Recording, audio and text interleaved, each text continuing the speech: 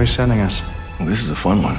Star Trek Strange New Worlds returns with a new season, now streaming on Paramount+. You are facing the finest crew in Starfleet. Boldly go. Any of these missions could be on Ost.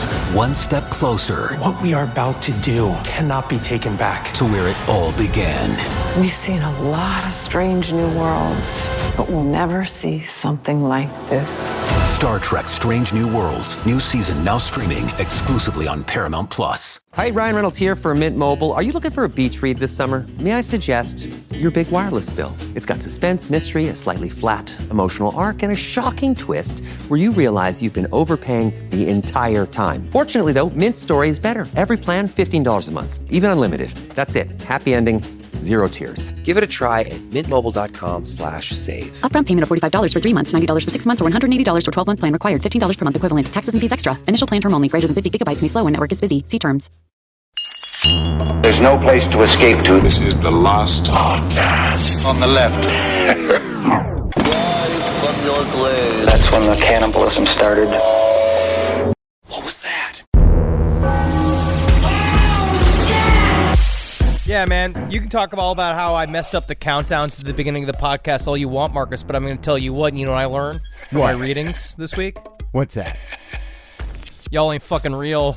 What? Really? Yeah, no man. one is real. That's what you want to tell them? Again. Unfortunately, dude, I think, and this just comes from reading a lot this week, reading a lot and waiting for deliveries a lot this week. Y'all ain't real. I made you up.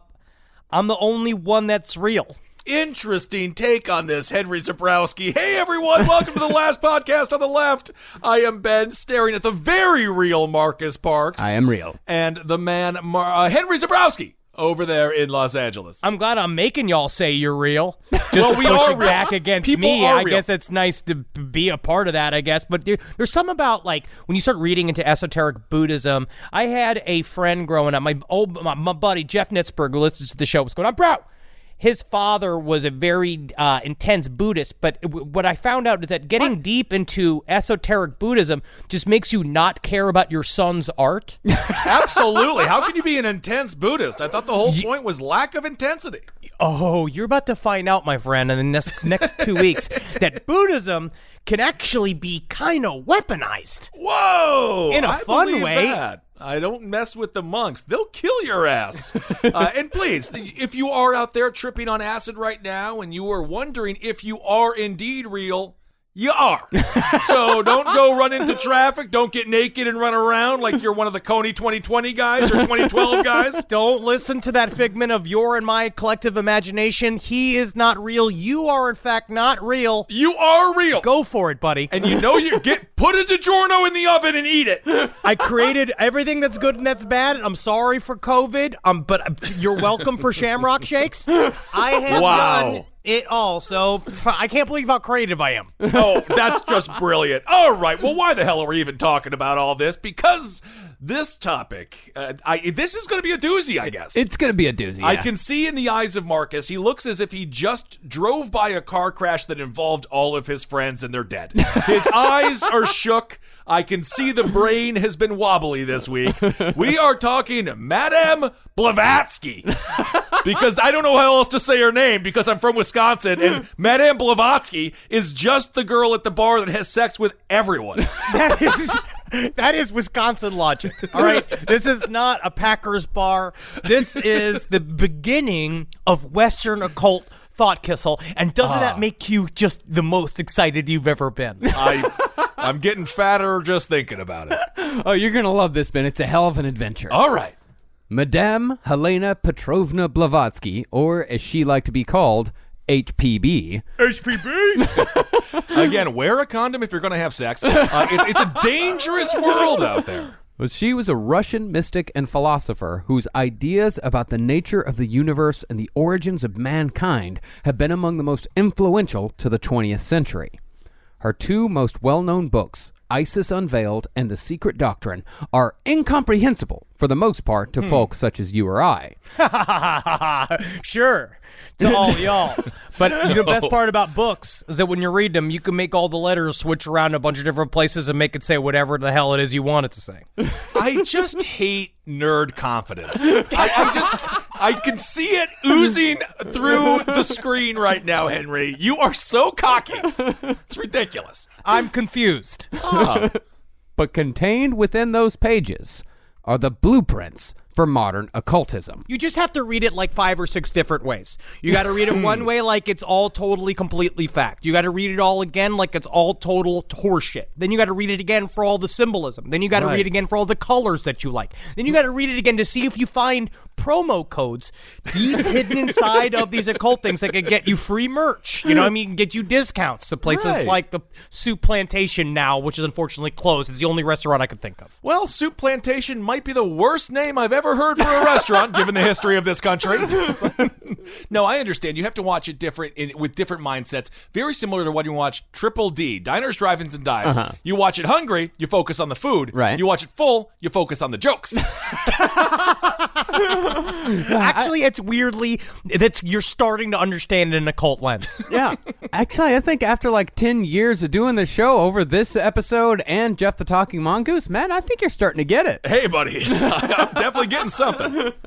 While Blavatsky has a strong reputation for fraudulent behavior, and at times that reputation is entirely deserved, she was also an inspiration to thousands of occult thinkers, some altruistic and some absolutely evil. Ooh.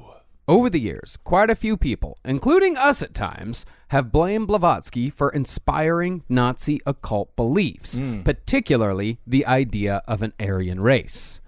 Now, admittedly, looking back at old episode outlines, I don't think I ever mentioned Blavatsky's name without immediately mentioning Hitler seconds afterwards. Well, I'm guilty. It's fun to do, especially because it's an easy connection because you just see what they do. They did uplift. They took the term Aryan, which was connected to moon-colored race, and said that was one of the root races that was going to come and save all humankind. It was going to upload us to the next level. But what they didn't say is that, first of all, number one, moon-colored actually means gray. And as we get in later on, because we know a lot about Nazis, technically most of them pretty pink. Yep, that's very true.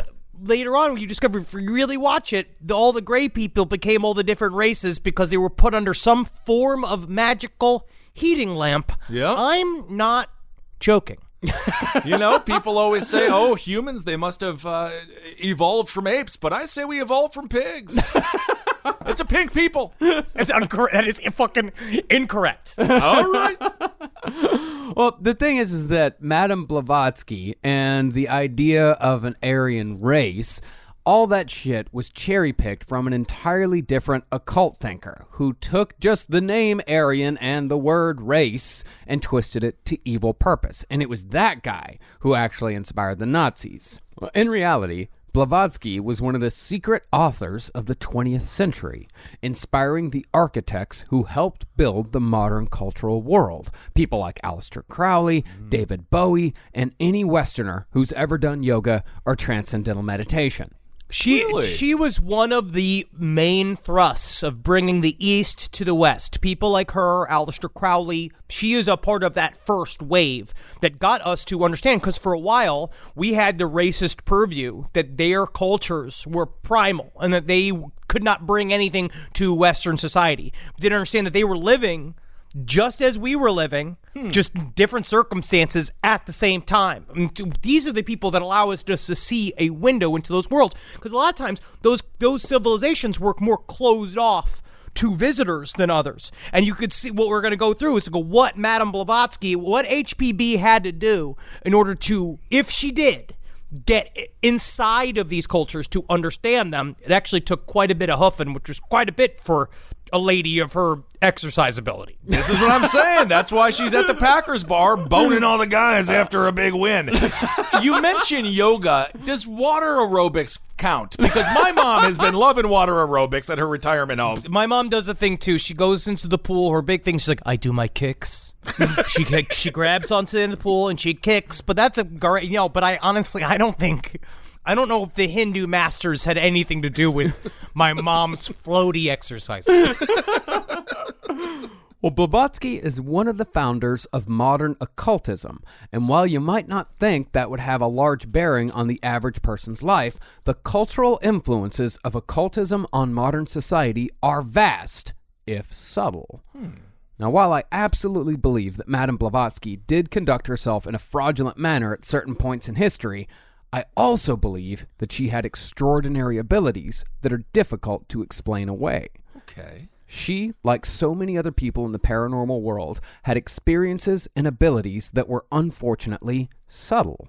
Because, as we know from our study of the supernatural, true paranormal phenomena is rarely, if ever, flamboyant. Half the time, it's just your ability to suck air in through your pussy and then say it's a ghost. But that is a subtle ability. It is. Because you can't see it unless you're really up in there, and you can really see the air go in, and you maybe throw some glitter up in there to see the air travel. That's right.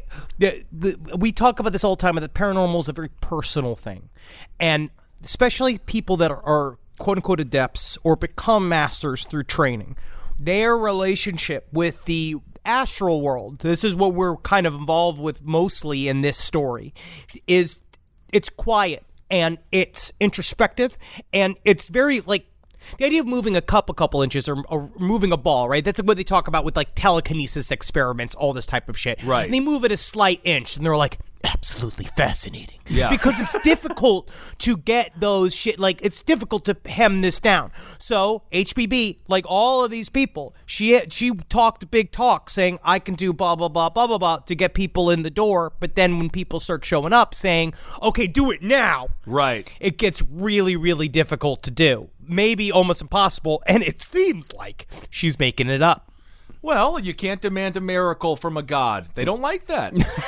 Well, Blavatsky, in wanting her message heard and, admittedly, wanting recognition for it, she juiced the phenomena and created non-existent bridges in order to reach conclusions that people could understand. It's a jump to conclusions, Matt.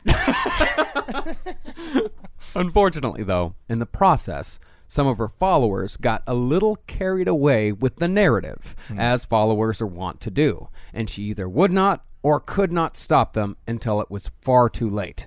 As it always happens, because ideas they travel everywhere. They just are they're free. So she goes and she spouts these little seeds, and then they grow sometimes into horrible things, sometimes into beautiful things, and most often into misdirected things. Because you're so far away from the source at this point. Wherever she got her knowledge from is now the fucking 7th degree to you, and now you're gonna take it and do it in other ways, and then you're going to corrupt it more. Unfortunately, it seems how it goes with paranormal training.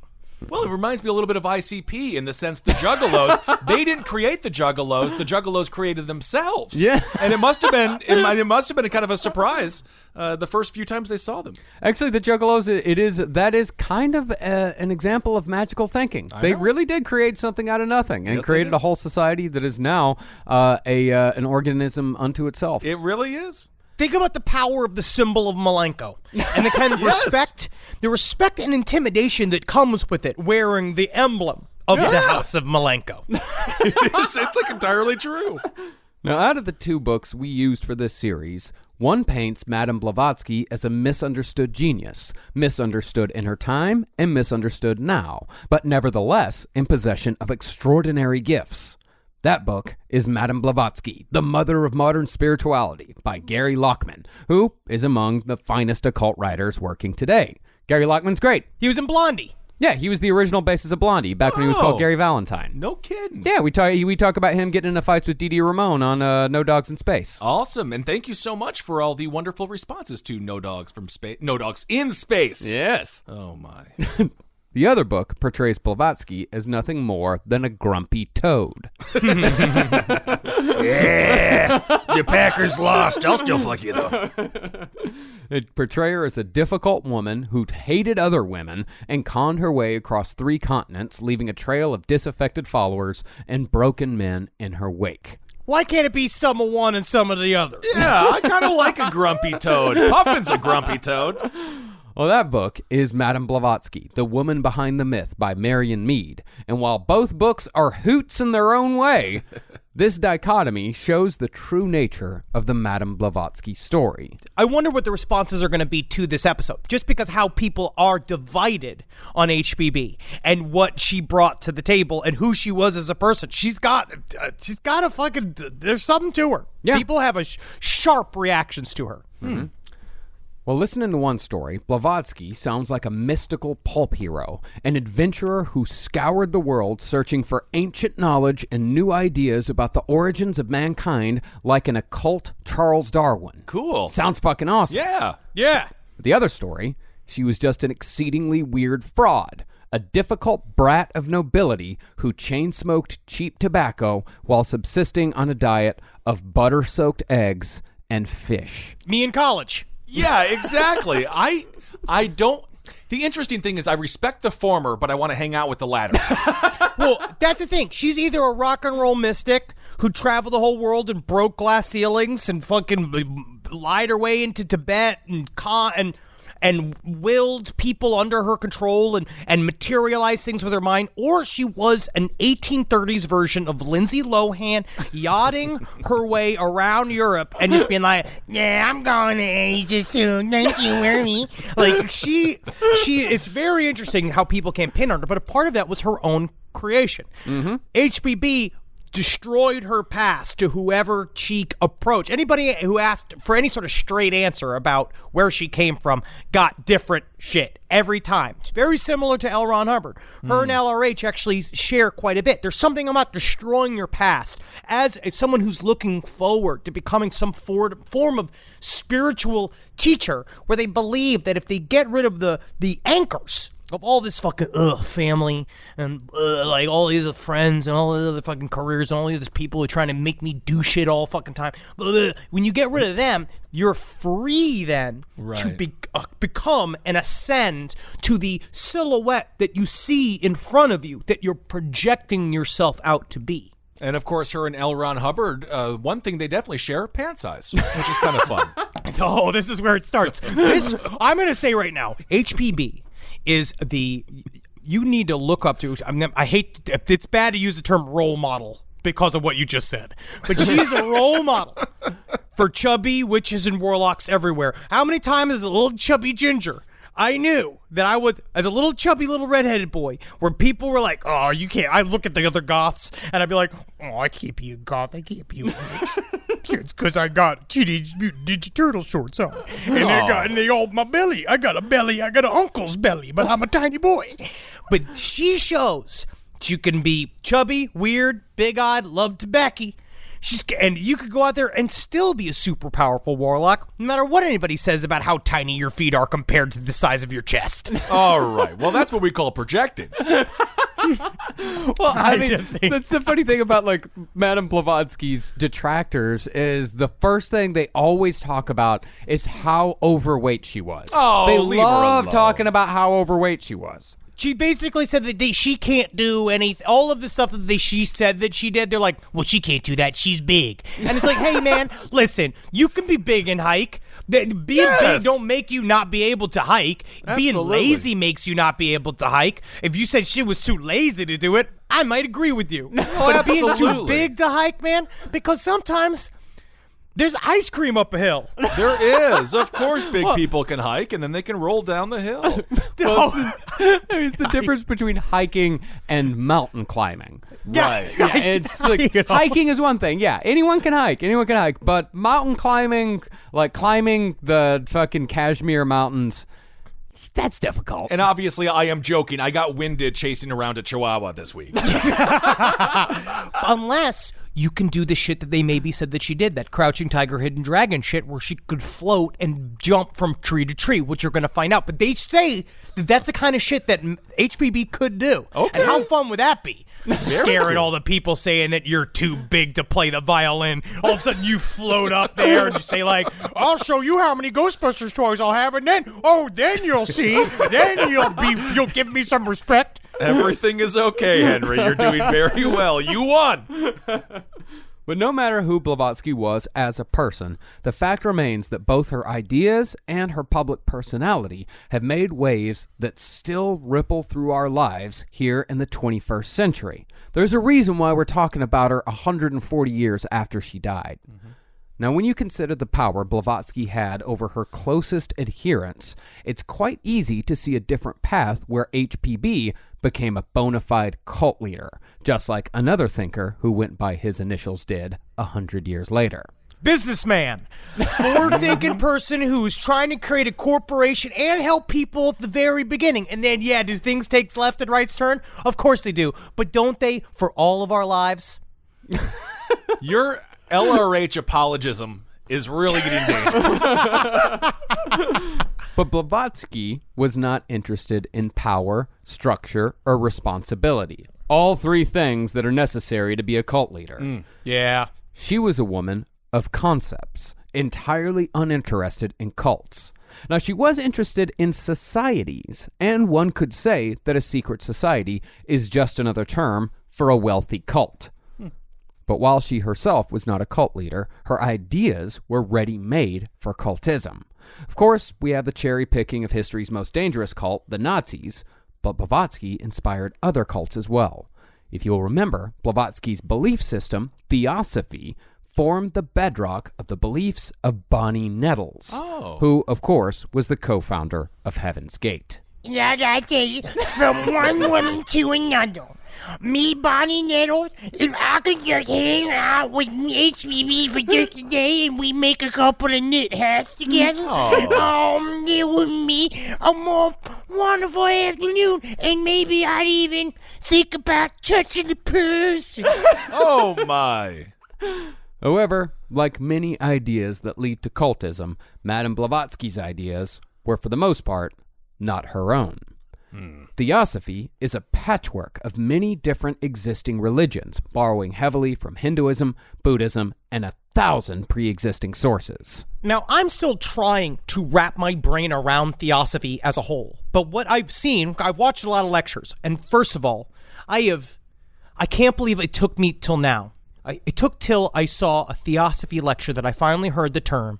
You know, there's a lot of people that go about debunking HBB.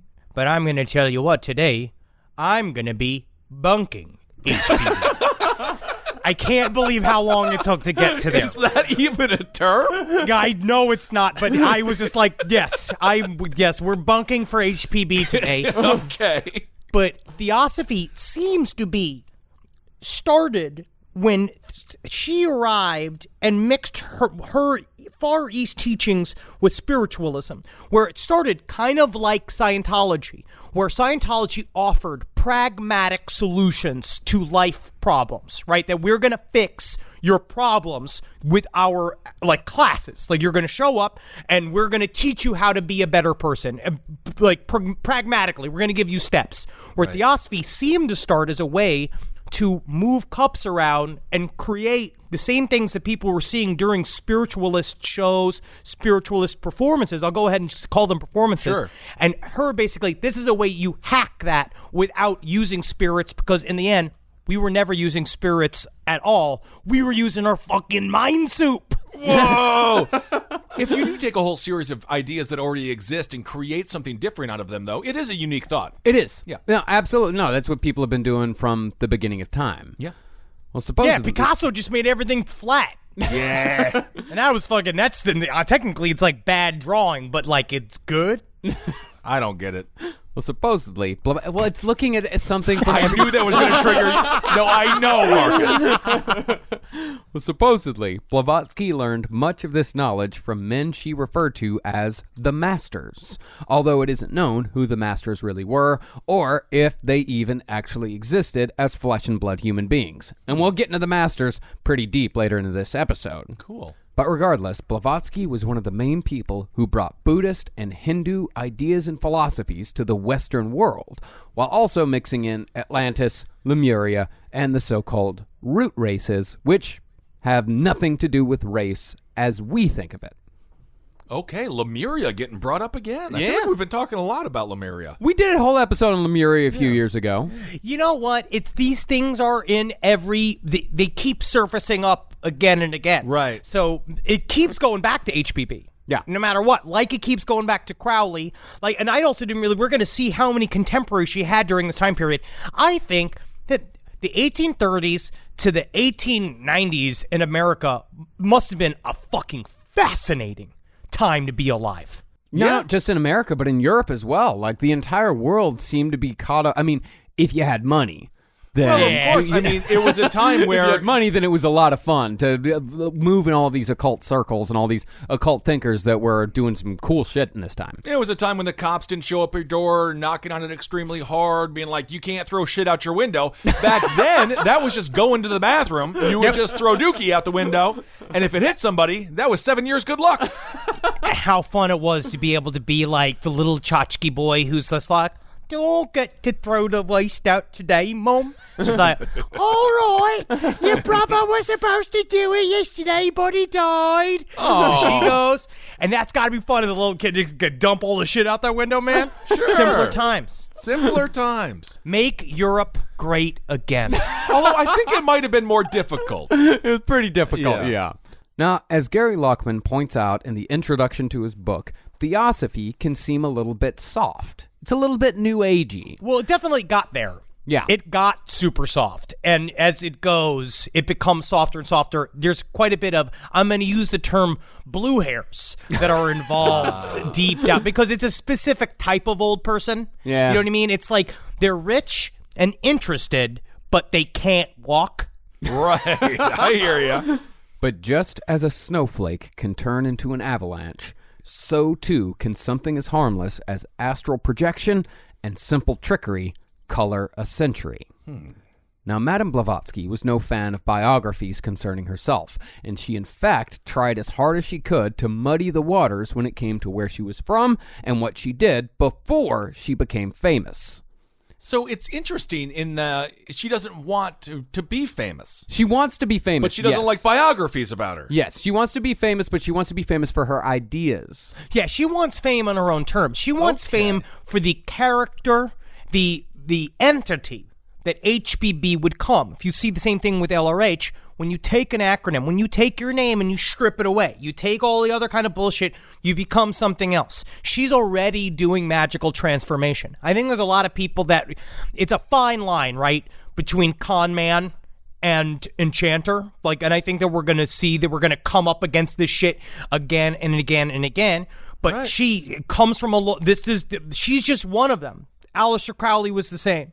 Anton LaVey, LRH, all of these people would kind of create, they would, how do you put it? They would curate their past. So it was exactly as you wanted it to appear. So it actually backed up the image that you would then see of the person, that this character that is trying to sell you a line of thought, because you are not going to go and do the readings of the ancient Hindu texts because you are trying to create the slinky. You have other shit in your mind. You are trying to live your modern life. You don't have the time to go and read all of these ancient tomes, coalesce everything, create it in a way that maybe you could sort of understand it and deliver it to you. They're doing that, and they know that in order to do that, they also have to create like a pitchman persona that can also sell you this version of new reality. And of course, the Slinky and Silly Putty made on accident, interestingly enough. Well, to Madame Blavatsky, her past was not relevant to her message, and therefore superfluous information. And unfortunately, this purposeful obfuscation tended to hurt her credibility while allowing detractors to write their own stories in the most negative lights possible. People want hard facts for there's something about the human mind. We can't live in grays. We can't sit like there's something about it. We need to see the proof. We need to see we need like an accountant's receipts of every single thing that you do. And I don't know what it was about the collective unconscious that got it heartbroken at some point that it can't. I don't know. Yeah. But nevertheless, we're still going to try as hard as we can to tell the story of Madame Helena Petrovna Blavatsky. All right. Blavatsky was born Helena Petrovna von Hahn in 1831 in what is now Ukraine. 1831 was a cholera year, and neither the prematurely born Helena nor her mother was expected to survive the birth. Oh. Both lived, but in a moment that seemed to foretell Helena's future, the priest who performed the baptism had his robes accidentally set on fire in the middle of performing the rite. Well, how the hell do you do that? How does that happen? Isn't there a bunch of water involved with baptism? How did he light on fire? It just sounds like the story my dad used to tell about how, because my dad used to, what my mom calls, he used to hang out with my mom calls bar women, right? And at one point, my dad told me the story. He's like, okay, we had this girl who came in. He said that she could do this magical trick where she put down a mirror right on the bar. Yeah, of course. After it closed. And you light a bunch of candles, and if you look into the mirror, you become old, right? And she told all of us that she could do this shit. So she goes, she gets the mirror out, she lines up all the candles and sets them on fire, right? She got big hair, big crazy fucking 70s hair, right? Leans over to look in the mirror, whole hair just bursts into fucking flames. Look at that. Just laughing and laughing and laughing, and man, she was fucking bald and burnt after that. Yeah, real Michael Jackson moment. Not fun at all. Well, furthermore, the timing of Helena's birth had mystical meaning in the old country, as it was said in that area of the world that people born in the 7th month of the year, July, had powers over evil spirits. Ah, yes. That is my birth month. July 21st. I'm a Cancer Leo cusp. Henry, poop yourself. Oh, no! Yes, you'll notice the dookies in your pants now. No, that is because I demanded you poop yourself again. Extra dookie. I already made my poop, so now my intestines are just coming out. Yes, indeed. Marcus, get an erection. Ha ha! I'm not evil. God damn it. But it's like voodoo, and you have to believe in Kissel's power over you for it to work, which is very scary, honestly, to even think of believing in Kissel's magical powers, especially now that he has hellish rebuke at any point. Hellish rebuke! I still have it. If you're driving, go the speed limit. Well, in particular, people such as Helena had the power to control the House Domovoi. Back then, people believed that each house had a goblin in the form of an old man who lived behind their stove and played tricks on the household if he was not pleased. My name's Ross Perot. Really good stuff, Kissel. Thank you.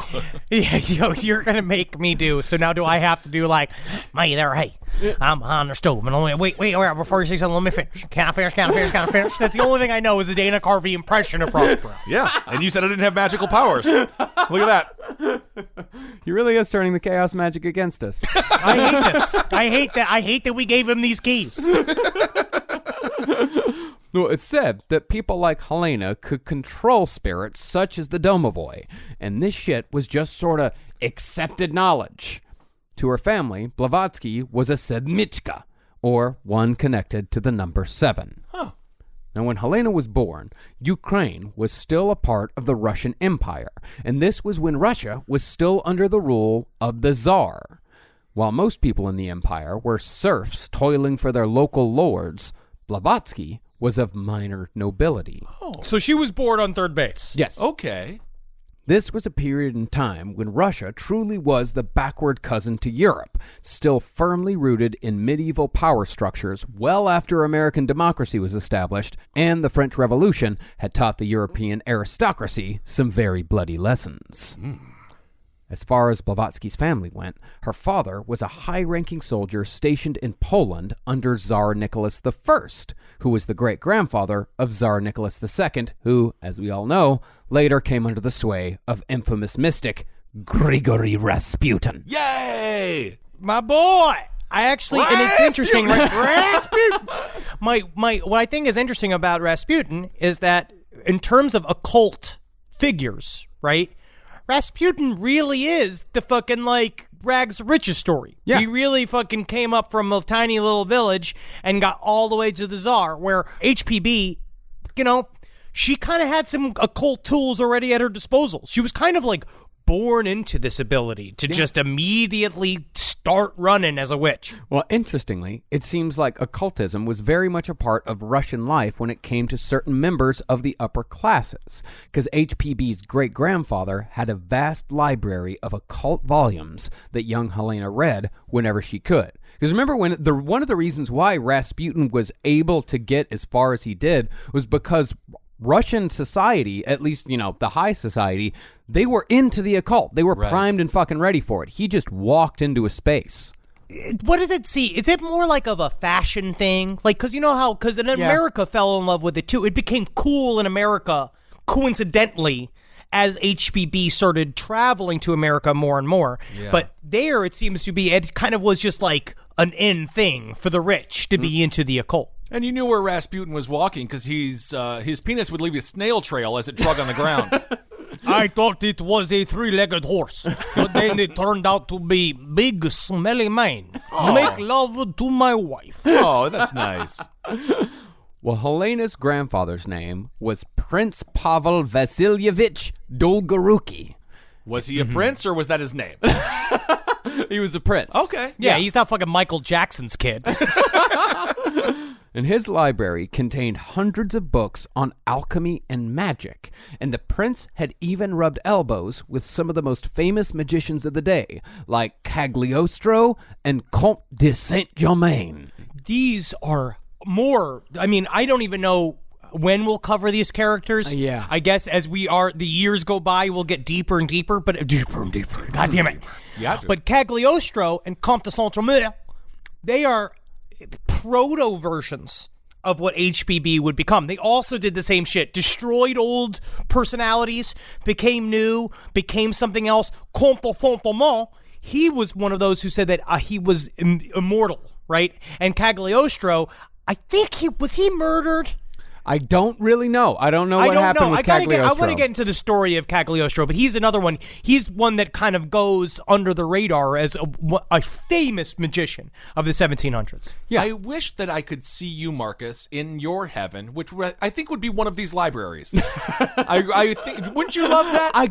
Man, I can't understand half of this shit, especially these really old volumes on like alchemy, and most of it is fucking nonsense. Well, you could just jerk off on all the pages. Yeah. You know what's kind of fun? First of all, I'd love to see Dog Meat inside of the giant hall of Akashic Records. Just like him and Mozart and Jeffrey Epstein just all hanging out, just sharing secrets, eating canapes. But I wonder if you actually, and I'm not going to say it's always the edibles. I don't always want to say it helps, right? No. But sometimes what's nice is that it's just about the pictures.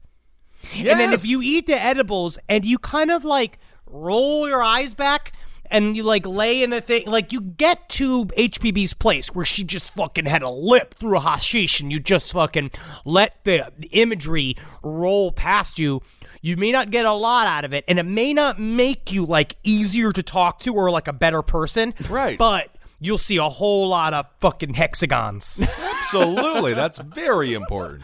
It was even said that HPB's grandfather had an idea for a universal occult religion, beholden to a group of unknown superiors, which sounds a hell of a lot like Blavatsky's ideas concerning hidden masters and Aleister Crowley's later secret chiefs. Yeah, and T and Doe's their connections to their masters. Anybody who kind of had, this is one of those like preset occult ideas that seems to be this idea that there are puppet masters behind this. I'm just listening to these guys. Right? I'm just in charge of this group. I'm doing all the stuff like, I'm making the money. I'm having sex with all the women in the group. I'm the only one who's allowed to do any of that. But I'm not the boss. I gotta go and talk to my other guys. They're the boss. The ones you can't see. You can't see them and you can't tell them or complain to them or say anything about like what I'm doing because they kind of like have a hands-off approach to what I'm doing.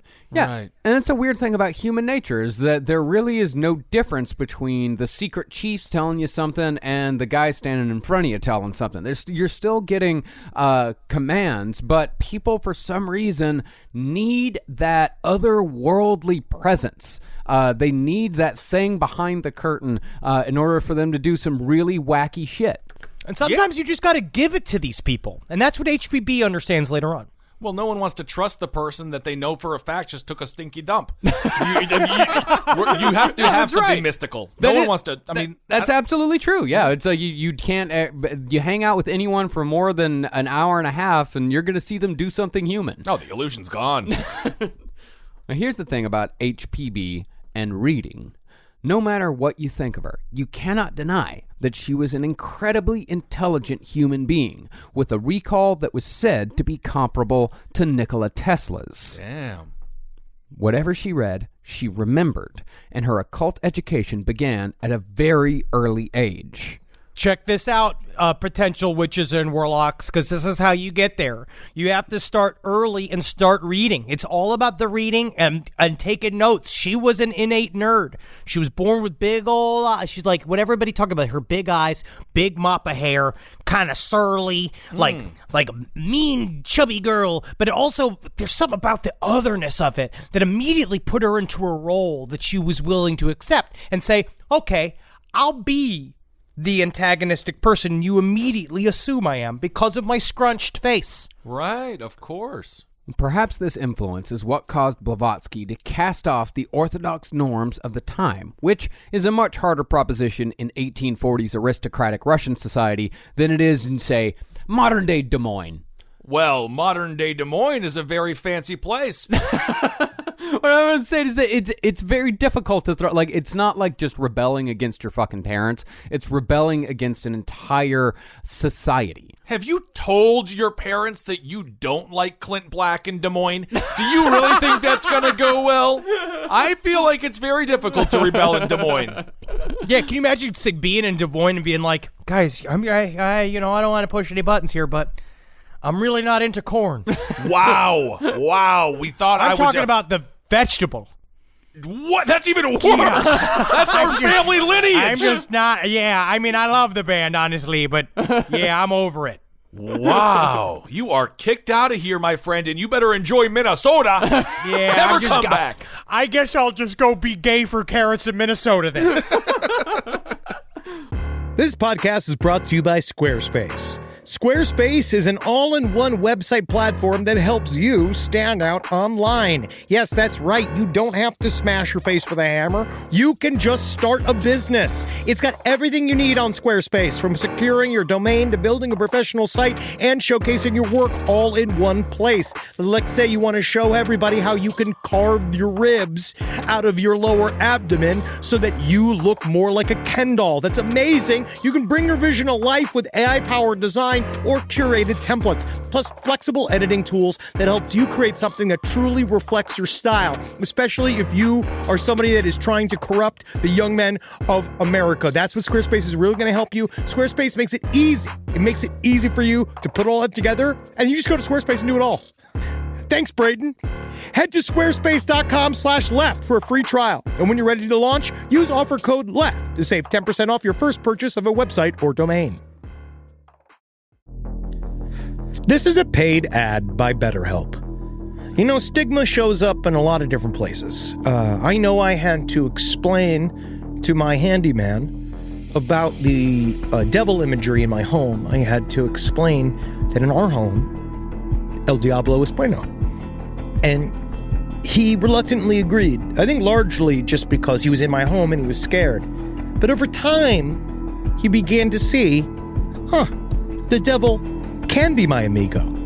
See, even in 2026, stigma can get in the way of a lot of things, right? My handyman almost didn't put up my floating media cabinet, right? You gotta get support for your mental health. Maybe you've encouraged friends to consider therapy while avoiding taking the first step yourself because you're busy, worried what others will think, or telling yourself you should handle it alone. No, you need a team. Get therapy with BetterHelp, the world's largest online therapy platform. Give me a space to slow down and talk through what's building before it feels unmanageable. So let's take a short questionnaire to identify your needs and preferences, and BetterHelp will handle the initial therapist matching work for you. Their industry-leading match rate means BetterHelp typically gets it right the first time. Feel confident knowing BetterHelp therapists work according to a strict code of ethics and are fully qualified. So don't let hesitation hold you back. Find support with BetterHelp. Sign up and get 10% off at betterhelp.com/lastpod. That's betterhelp.com/lastpod. It's obvious we love true crime, but it does make us feel a little paranoid about what's out there, as it should. And that's why it's so important to get a home security system that gives you peace of mind. With Simply Safe, you can stop crimes before they even start using their AI-powered cameras to identify threats on your property and alert US-based live agents to take action. Like arriving in a helicopter in the night, coming down from the helicopter, zipping down and breaking through the windows with their big axes, and going through the house, ripping through the walls, finding the criminals. It's easy to do. Simply Safe has been a game changer for us. And the best part, there's no long-term contract. We've used it since the very early days of Simply Safe here at LPN, and it keeps us safe, doesn't it? It keeps all of our thoughts inside the building. Then there's the ones we let out because they have to go out because that's a part of it. But Simply Safe keeps the other thoughts safe. And for that, we say thank you, Simply Safe. And we want you to experience the same peace of mind as we, which is why we've partnered with Simply Safe to offer an exclusive discount to all of our listeners. Right now, you can get 50% off your new system by visiting simplysafe.com/LPOTL. That's half off at simplysafe.com/LPOTL. There's no safe like Simply Safe.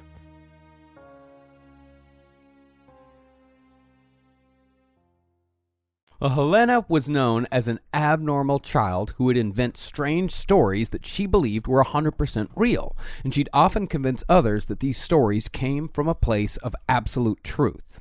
She convinced her sister that Russia was home to a tall white flamingo who had once been a man, but after he had committed fearful crimes and murder, he'd been changed by a magician into a brainless bird, doomed to wander deserts and marshes forever. The flamingo gets such a bad frickin' rap. It is a smart animal in the sense that it can almost walk on water, and it's fun, and every time you see a flamingo, you know you're at Margaritaville. I love flamingos. I'm not going to go and say that they're a smart bird or capable bird. I do like looking at flamingos. Yes, you're correct on that. They're cool. They are cool looking. They're pink and they're fun and they stand on one leg. Yeah, but you can. I think that they drown if you like put a worm underneath a rock in the lake. Like I think that they just fucking drown. I know they eat shrimp. I like shrimp. Everyone likes shrimp. But I tell you what, it's better to be a flamingo than to be a fucking Russian in 1830s serfdom. Whoa! Hot take, Henry Zabrowski. It sounds like an awful fucking life. Yeah. I love surfing. I'm a real flamingo today. I'm gonna quit.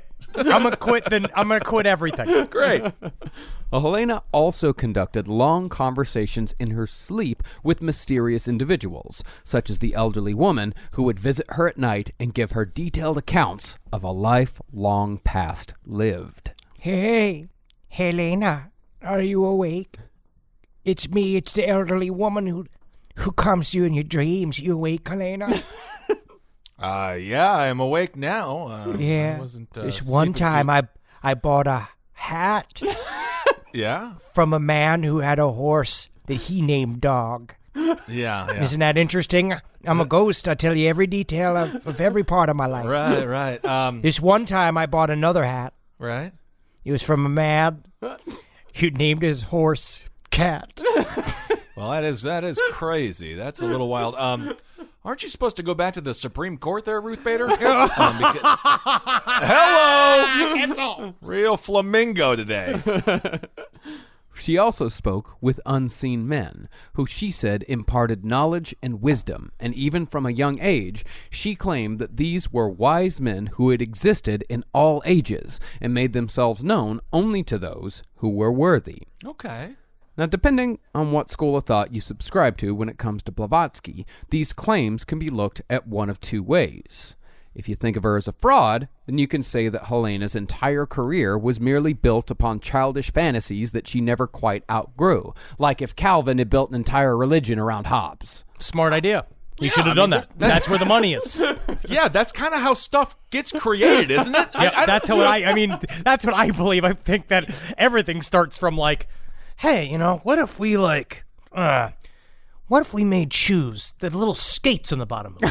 And a lot of people are like, you're fucking stupid. And you're like, I'm sorry. And then one day, you fucking made roller skates, bro. Yeah. Yeah, I'm of the mind at this point that she created something, and then it becomes real. Absolutely.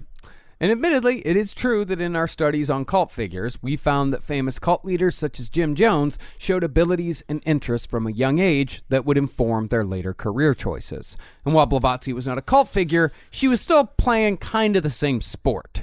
It's an interesting divide, right? Yeah. Where what's the difference between Joseph Smith and Jim Jones? Right? This is where HPB kind of lies, because she didn't go as far as to create a whole structured religion, but she also there was a moment in her future where she really could have started taking advantage of people like a true cult leader, and she did not. Yeah. She actually moved her sights upwards into more of a religious space than anything else. And I wonder what is the difference between a religious figure and LRH, like in the very end?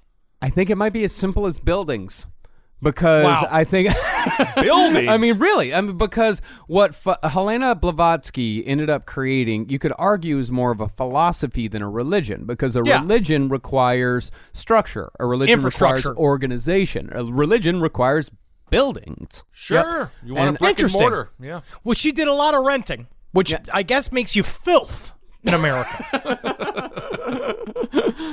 But looked at a different, more open-minded way, you could say that HPB was chosen from birth for communication with a world that most people don't and will never understand, although Blavatsky herself eventually claimed to understand. Regardless of the origins, though, these abnormalities were met with predictable resistance from her family, who, despite believing in old men living rent-free behind their fucking stoves, blamed her abnormalities on unseen devils. To try and break her spirit, her family had her exorcised by priests countless times, drenching her, in Blavatsky's words, with enough holy water to float a fucking ship.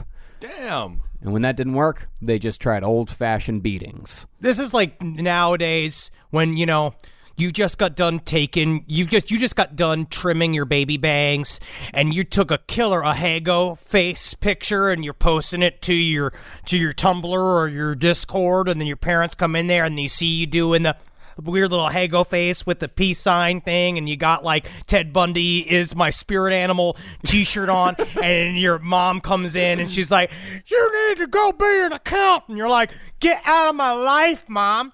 It's the same energy. Interesting. All right, she's rebelling. Yeah, she's rebelling. It's a lot of holy water. Yeah, she's rebelling, and they're responding with beatings and exorcisms. Well, with any luck, she'll be Johnny Cash.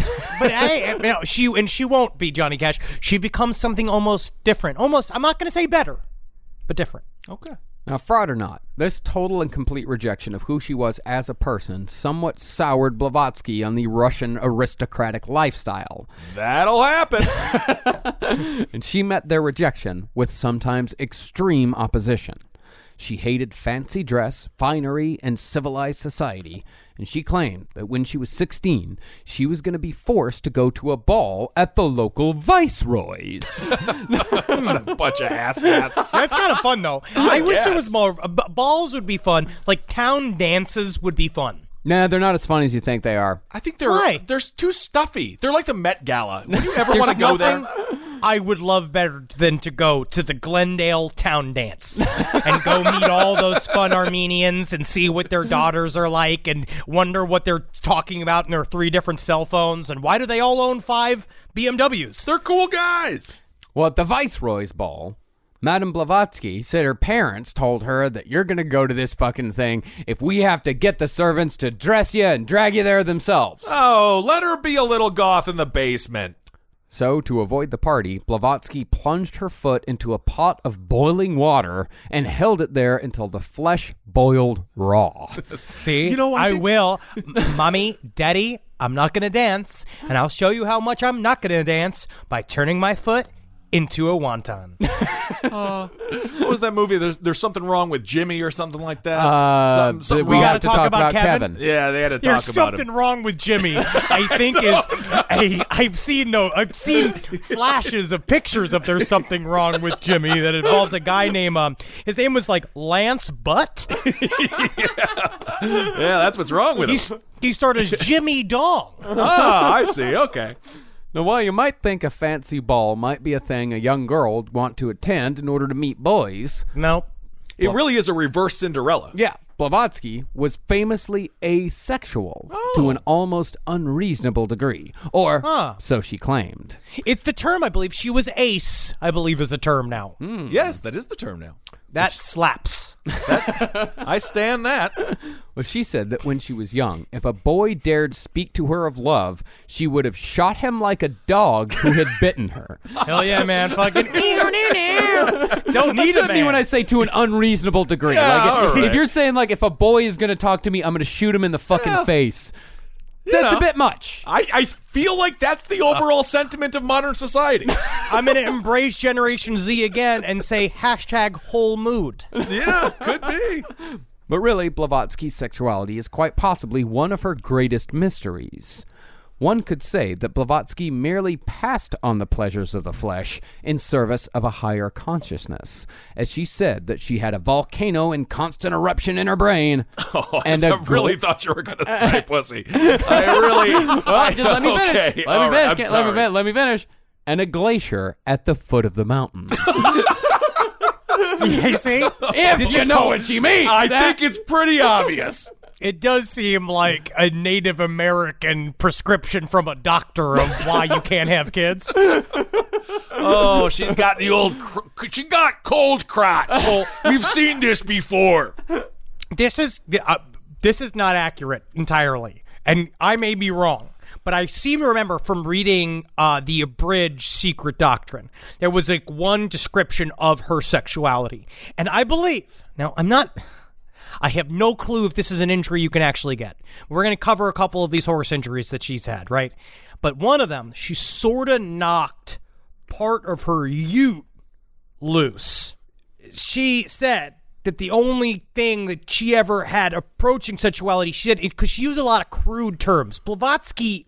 HPB is she's a crude lady. She's a funny lady. Sure. But the one thing she said, I forget what the exact terminology was, but she said, I just remember the end bit, which was the only thing that she needed in regards to sexuality was a close hand and a crooked cucumber. Well, just because she's crude doesn't mean she doesn't have sexuality. Bonnie from Bonnie and Clyde was very crude, and the only thing that she needed to come was a bunch of murder.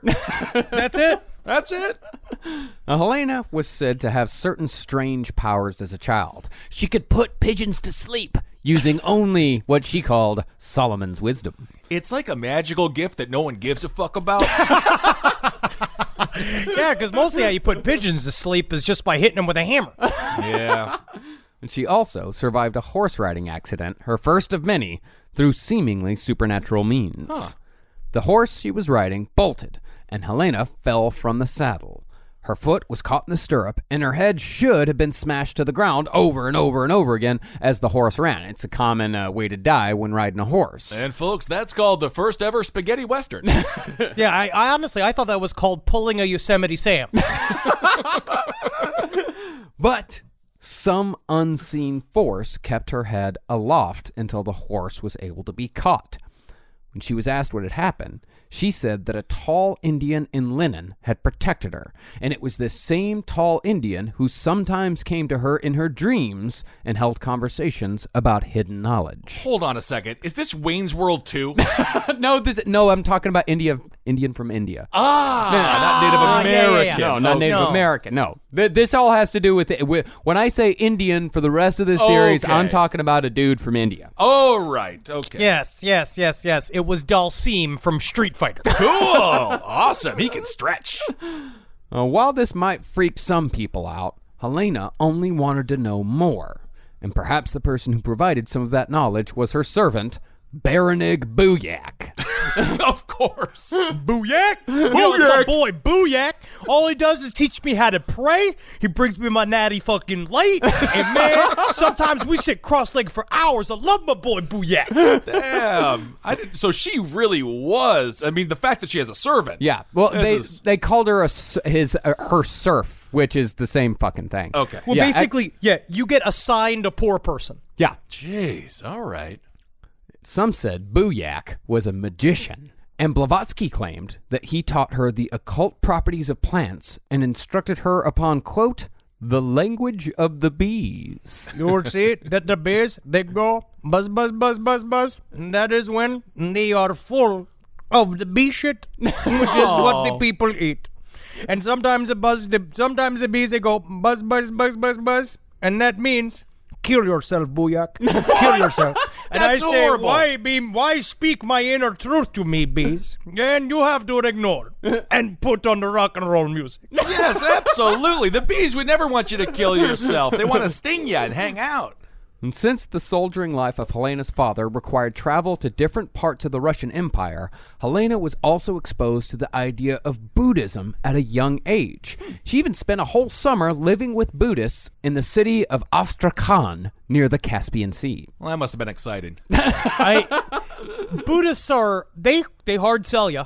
Yeah. There's a Buddhist temple near where I live where they really harass you. For a peaceful people, they really want you to meditate, and they're yelling about it, which I don't really get. But this is kind of the equivalent of studying abroad. You know, like at Florida State, I've told this story before, you know, all the people who left Florida State and came back from London from their study abroad program and started calling things flats. This is when they call it, and you know, saying lifts and shit, where this is the same thing where she just came back, but her main thing was coming back with like fucking sandals. And, you know, in Russia, it's hard to have sandals. Oh, it's because cold, you got to dig for your food. Yes. She was the nobility. She wasn't digging for jack shit. Hell yeah, it's true. Yeah, all right. She could. I mean, that is the thing about Helena Blavatsky is that she could afford to do a lot of this shit when a lot of people at the time couldn't. I see. Yeah. She was. She got to do this because she wasn't forced to. She wasn't. She wasn't being raped for children by a feudal lord, which is the existence of everybody else that was like underneath her. She was set. Yeah. It's sort of like Gwyneth Paltrow, where you have so much money and so much family clout that you're allowed to be super dumb. That's interesting. That's interesting because she just bought her way into rock pussies, right? Yes.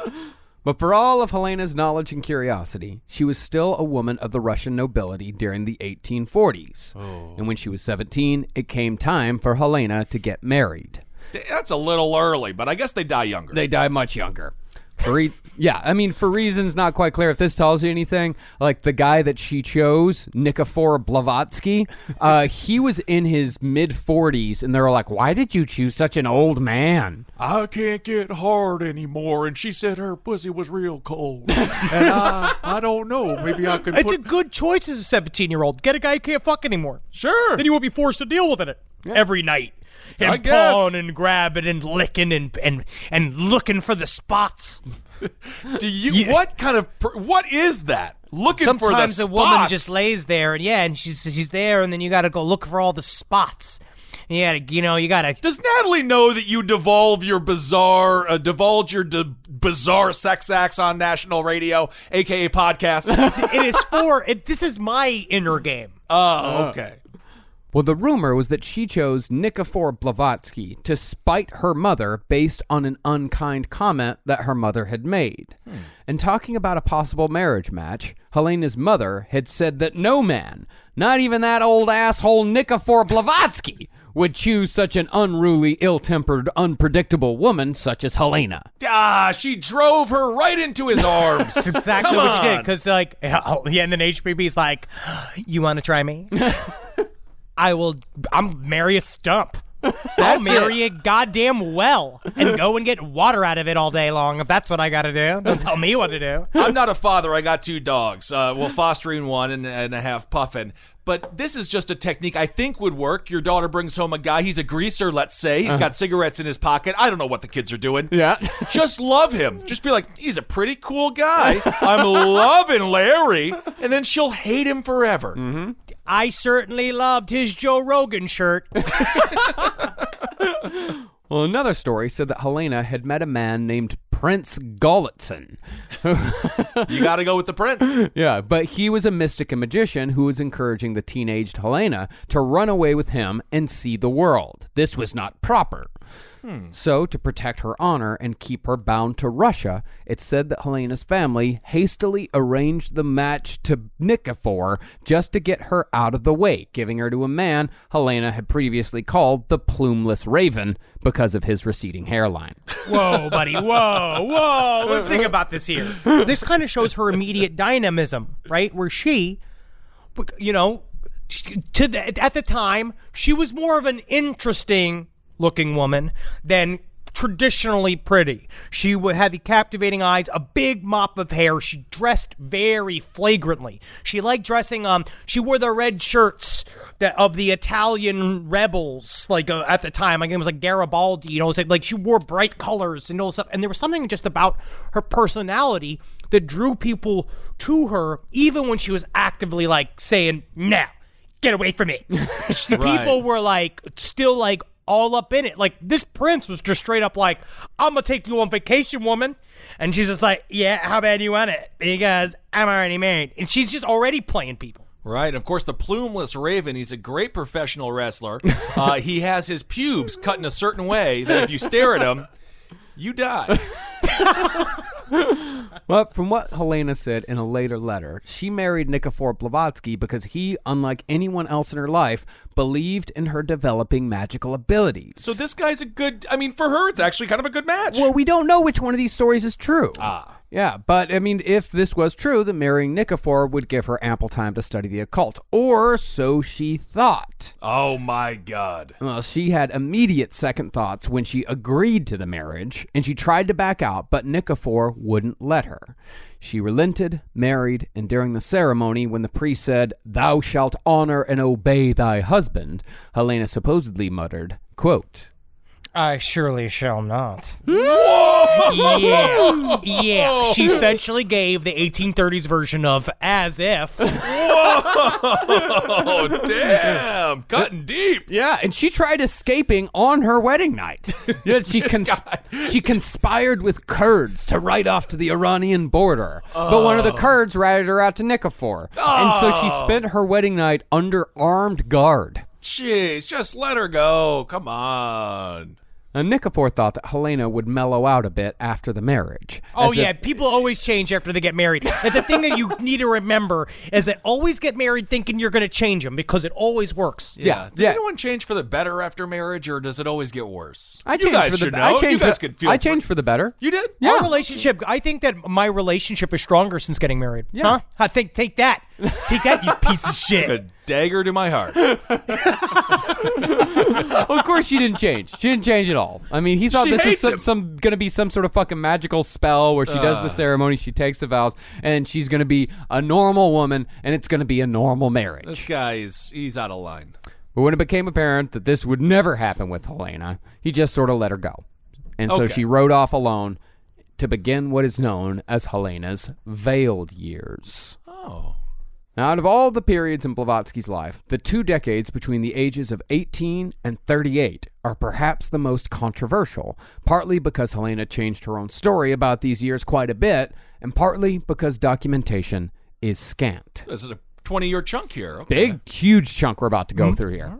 Huge chunk of her life that is completely veiled in mystery, purposefully so. She made sure after this, anybody who asked her about her past, she would give them a different story. Right. So this is sort of what Gary Lockman did as much as he could to get as much documented proof over what he could see where she was and sightings of her, essentially to piece together the story. Because we don't know what's true and what's not. Because apart, for me, if we're going to think about this entirely occult thinking, when I look at HPB's life, I look at it the same way I'm looking at the Secret Doctrine, where I'm actually looking this more for symbolic meaning.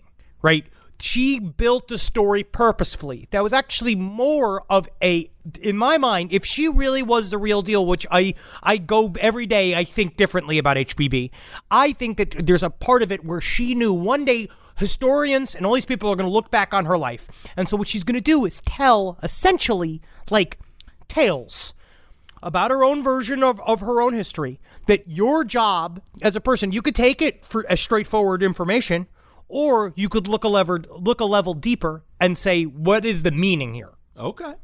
Now, some of her stories are confirmed by other sources, and every once in a blue moon, they're backed up by documentation. But it's fucking impossible to say exactly what was true and what wasn't during the time that Blavatsky traveled the world. But we do know she did travel the world. She wasn't just sitting in Russia the entire time. Cool. Yeah, but it's just about whether or not was she doing an active spiritual investigation on a bunch of different continents, or did she become a fucking yachter? Yeah. Like truly become like what I brought up Lindsay Lohan before, like that kind of shit where she became sort of like professional entourage for a bunch of rich people. We're not quite certain. Well, I mean, to be honest, I don't know. I mean, I don't want to be rude here, but I mean, who is true. Do it. are people paying to hang out with her? I mean, she's not a gigantic toad. No, she's not. I know she's not a toad. She's not. That's what I'm saying. At the time, because it's interesting how they paint her, because they all talk about her size, and then they say she was 18 stone or something, which is the equivalent of 230 pounds. I was like, that's like normal. That's not really like. It felt like she was like a 200. I don't care. I don't care if you're Adele from 2012, Adele from 2016, or Adele from now. They're all beautiful. Everyone is beautiful. No, people were way into her, man. She had a way about her. It's a wink. I know what the wink is. Well, as far as how she paid for it, it's thought that she probably lived on the dime of her father, who pretty much decided that Helena's gonna do what Helena's gonna do. Good, that's exactly right. And others think Nikifor Blavatsky sent cash as well, deciding pretty much the same thing. But, she's my wife. She's gonna do whatever the fuck she wants to do. Here's some extra cash. Don't fucking starve on the streets of New Delhi. My wife wants to go to fucking India. Yeah, let her go. So, Blavatsky traveled to places like Constantinople, Greece, France, England, America, and Cairo, picking up companions along the way who would play large roles in Blavatsky's later theosophical life. Hell yeah, very cool. There should be a fucking RPG of her story. Yeah. In Constantinople, she hooked up with a countess called Kiselev, who suggested Blavatsky would have a much easier time traveling as a man. So Blavatsky took her advice and cross-dressed her way across the continents, usually dressed as a cabin boy. Oh, cool. Someone bring me that rather busty cabin boy. Yeah, all right. Want to see if I have a feeling some of the parts are woman-like. Maybe. All right, good for her.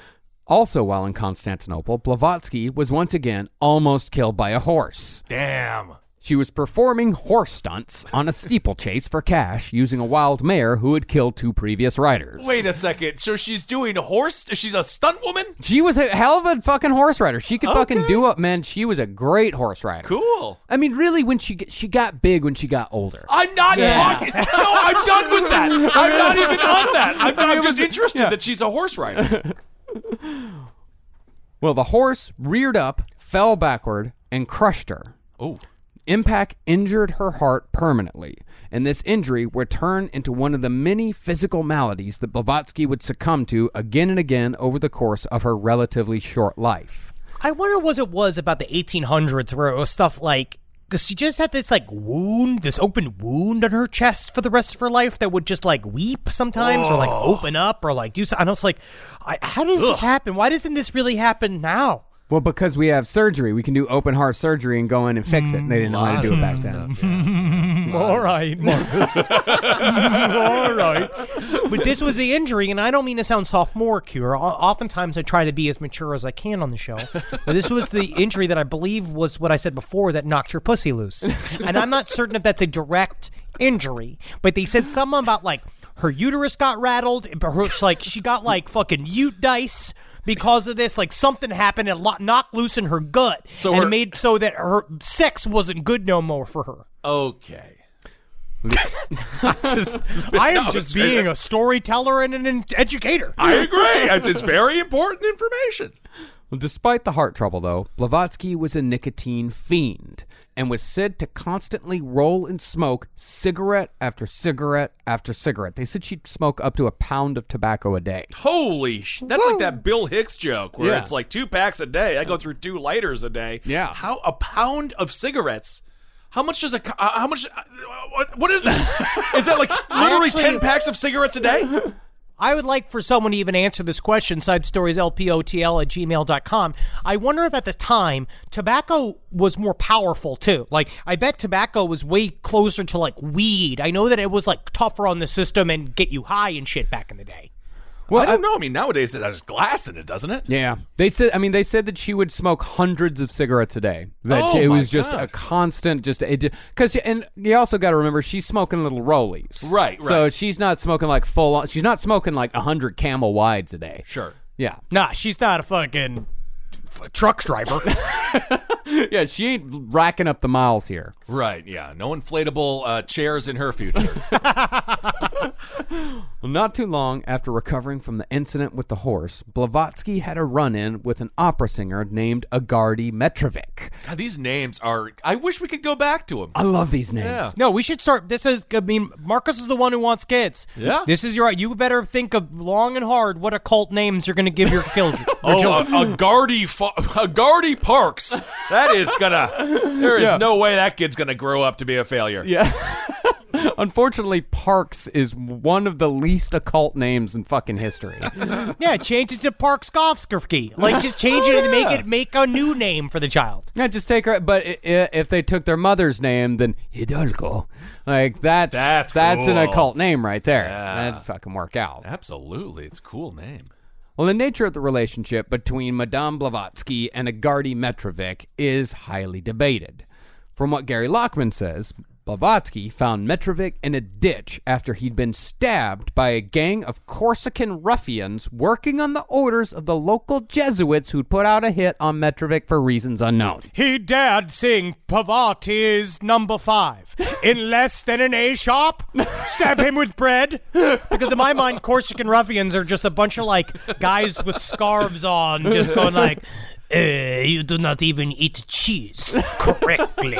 And you have to go like, this is what you're doing? You're just going to heckle me about my table manners? Yes, I cannot believe you left more than an inch of cheese on this plate. And you're like, stop it. Stop it. You're cutting me with your words. That's the thing. I don't know if these are tough people or super comically weak people. I just, it's tough with the history. It's tough with the history. Well, a policeman who had been offered a bribe was just about to push Metrovic's body into a ditch when he was stopped by Blavatsky brandishing a pistol. Oh. And she guarded Metrovic until she was able to arrange for him to be taken to a hotel for further care. Now, this is HPB's story. Yes, this is HPV's story. And after that, she and Metrovic stayed friends until his death. They were chums. Cool. Chums. She loved the word chums. Love the word chum. I love chum. But according to Marion Mead, the woman who wrote the more anti-Blavatsky biography, Blavatsky and Metrovic had an on-again, off-again relationship for 20 years and actually had a hunchback child together named Yuri, who died very young. Hey, Mommy, is it okay if I die?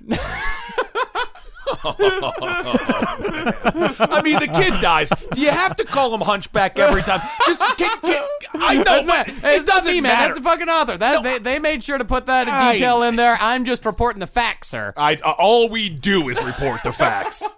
Summer schedules can get busy fast with camps, vacations, sports, family time. And, every single time Carmi eats a block of dark chocolate, we got to take her to the emergency room. You know how much time that takes. All right, IXL makes it easy to keep learning part of the routine in just a few minutes a day. IXL is an award-winning online learning platform that helps kids truly understand what they're learning, whether they're building math confidence, strengthening reading and writing skills, or reviewing science concepts. From pre-K through 12th grade, IXL offers personalized, interactive learning that adapts to each child's level and pace, which is great because Carmi has been really slow in biology, and Wendy has really been struggling with American history, mostly just because she doesn't agree with the way it's being taught. So it's really important. You make an impact on your child's learning. Wendy, as soon as she gets her chicken, she is ready for all of her lessons. And Carmi just really has to eat 5 or 6 bites of liver, beef liver, chicken liver, and then she can really get down to, I'm hoping this is the year she reads To Kill a Mockingbird. So really, IXL, thank you. Make an impact on your child's learning. Get IXL now. And Last Podcast on the Left listeners can get an exclusive 20% off at IXL membership when they sign up today at IXL.com/left. Visit IXL.com/left to get the most effective learning program out there at the best price. Is there anything better than a summer evening outdoors? Enjoy your space to the fullest with new greenery from Fast Growing Trees. I love a big, thick bush.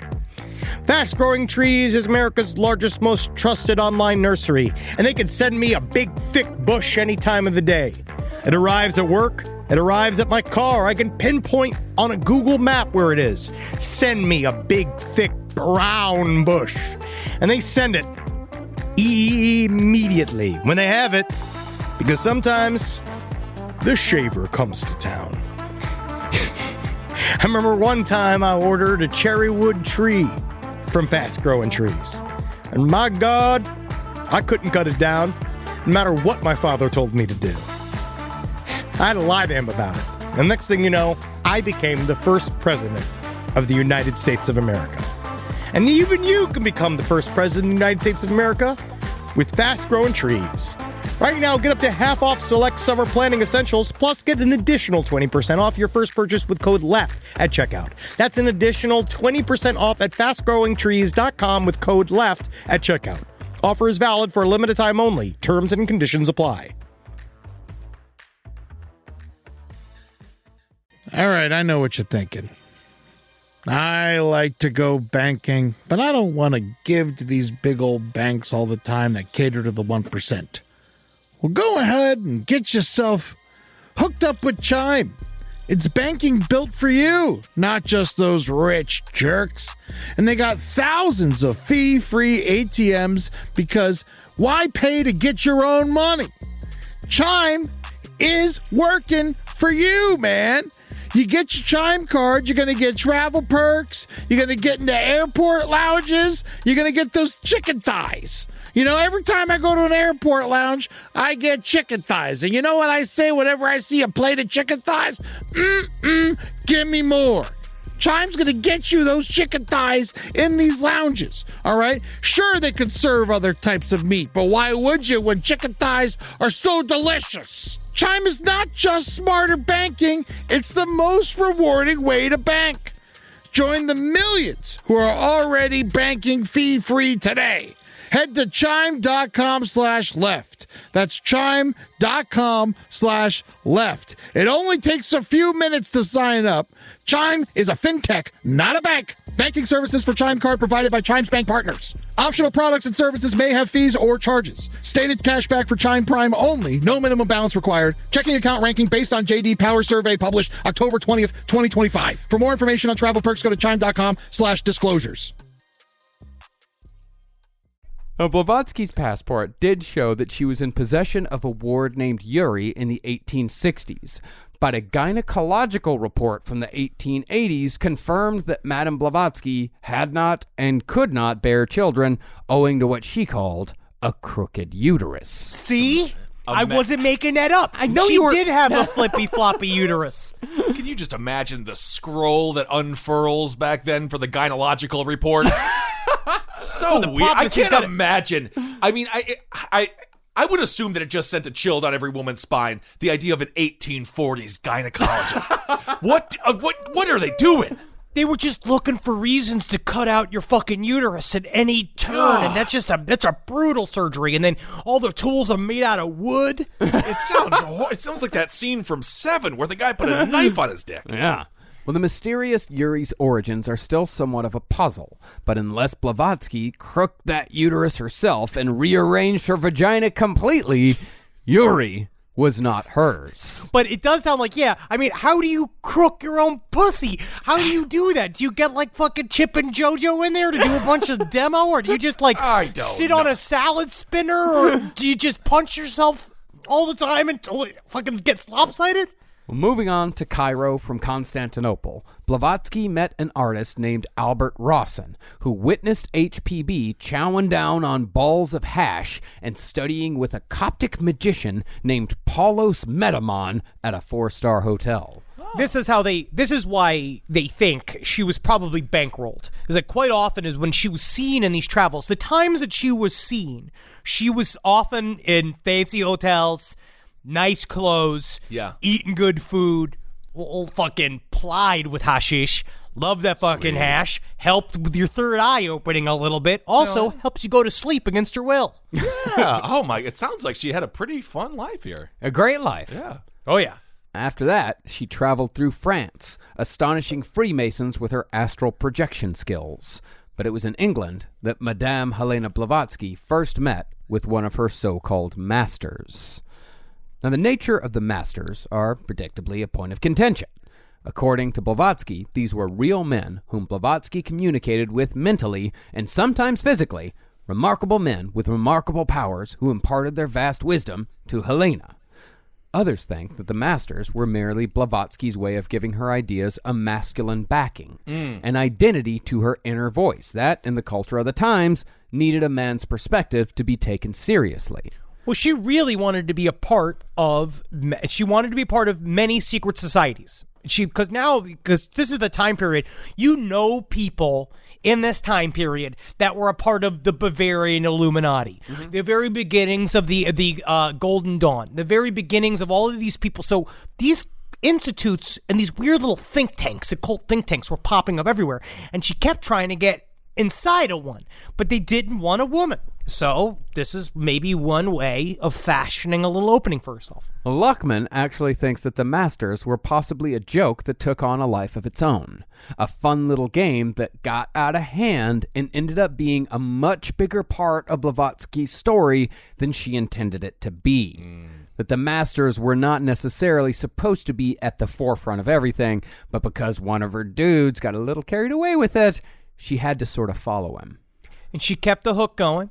But then also, the more and more I fucking read this bullshit, the more and more I believe in the concept of the idea of the tulpa, the created persona that then becomes in a way real, the more you treat it as if it's real. So then I wonder if, in a way, she did have contacts. She had physical contacts and teachers, because she had to learn this shit from somewhere. Yeah. Like somebody gave her some of these books, things that she was reading, where she got her base knowledge from in the first place. So I feel like she must have had some contacts, but then when she's building the story of these masters, they, in a way, take care of themselves. They start to become more real on their own. The more you have more and more people create an aggregate personality, all believing that these masters are real.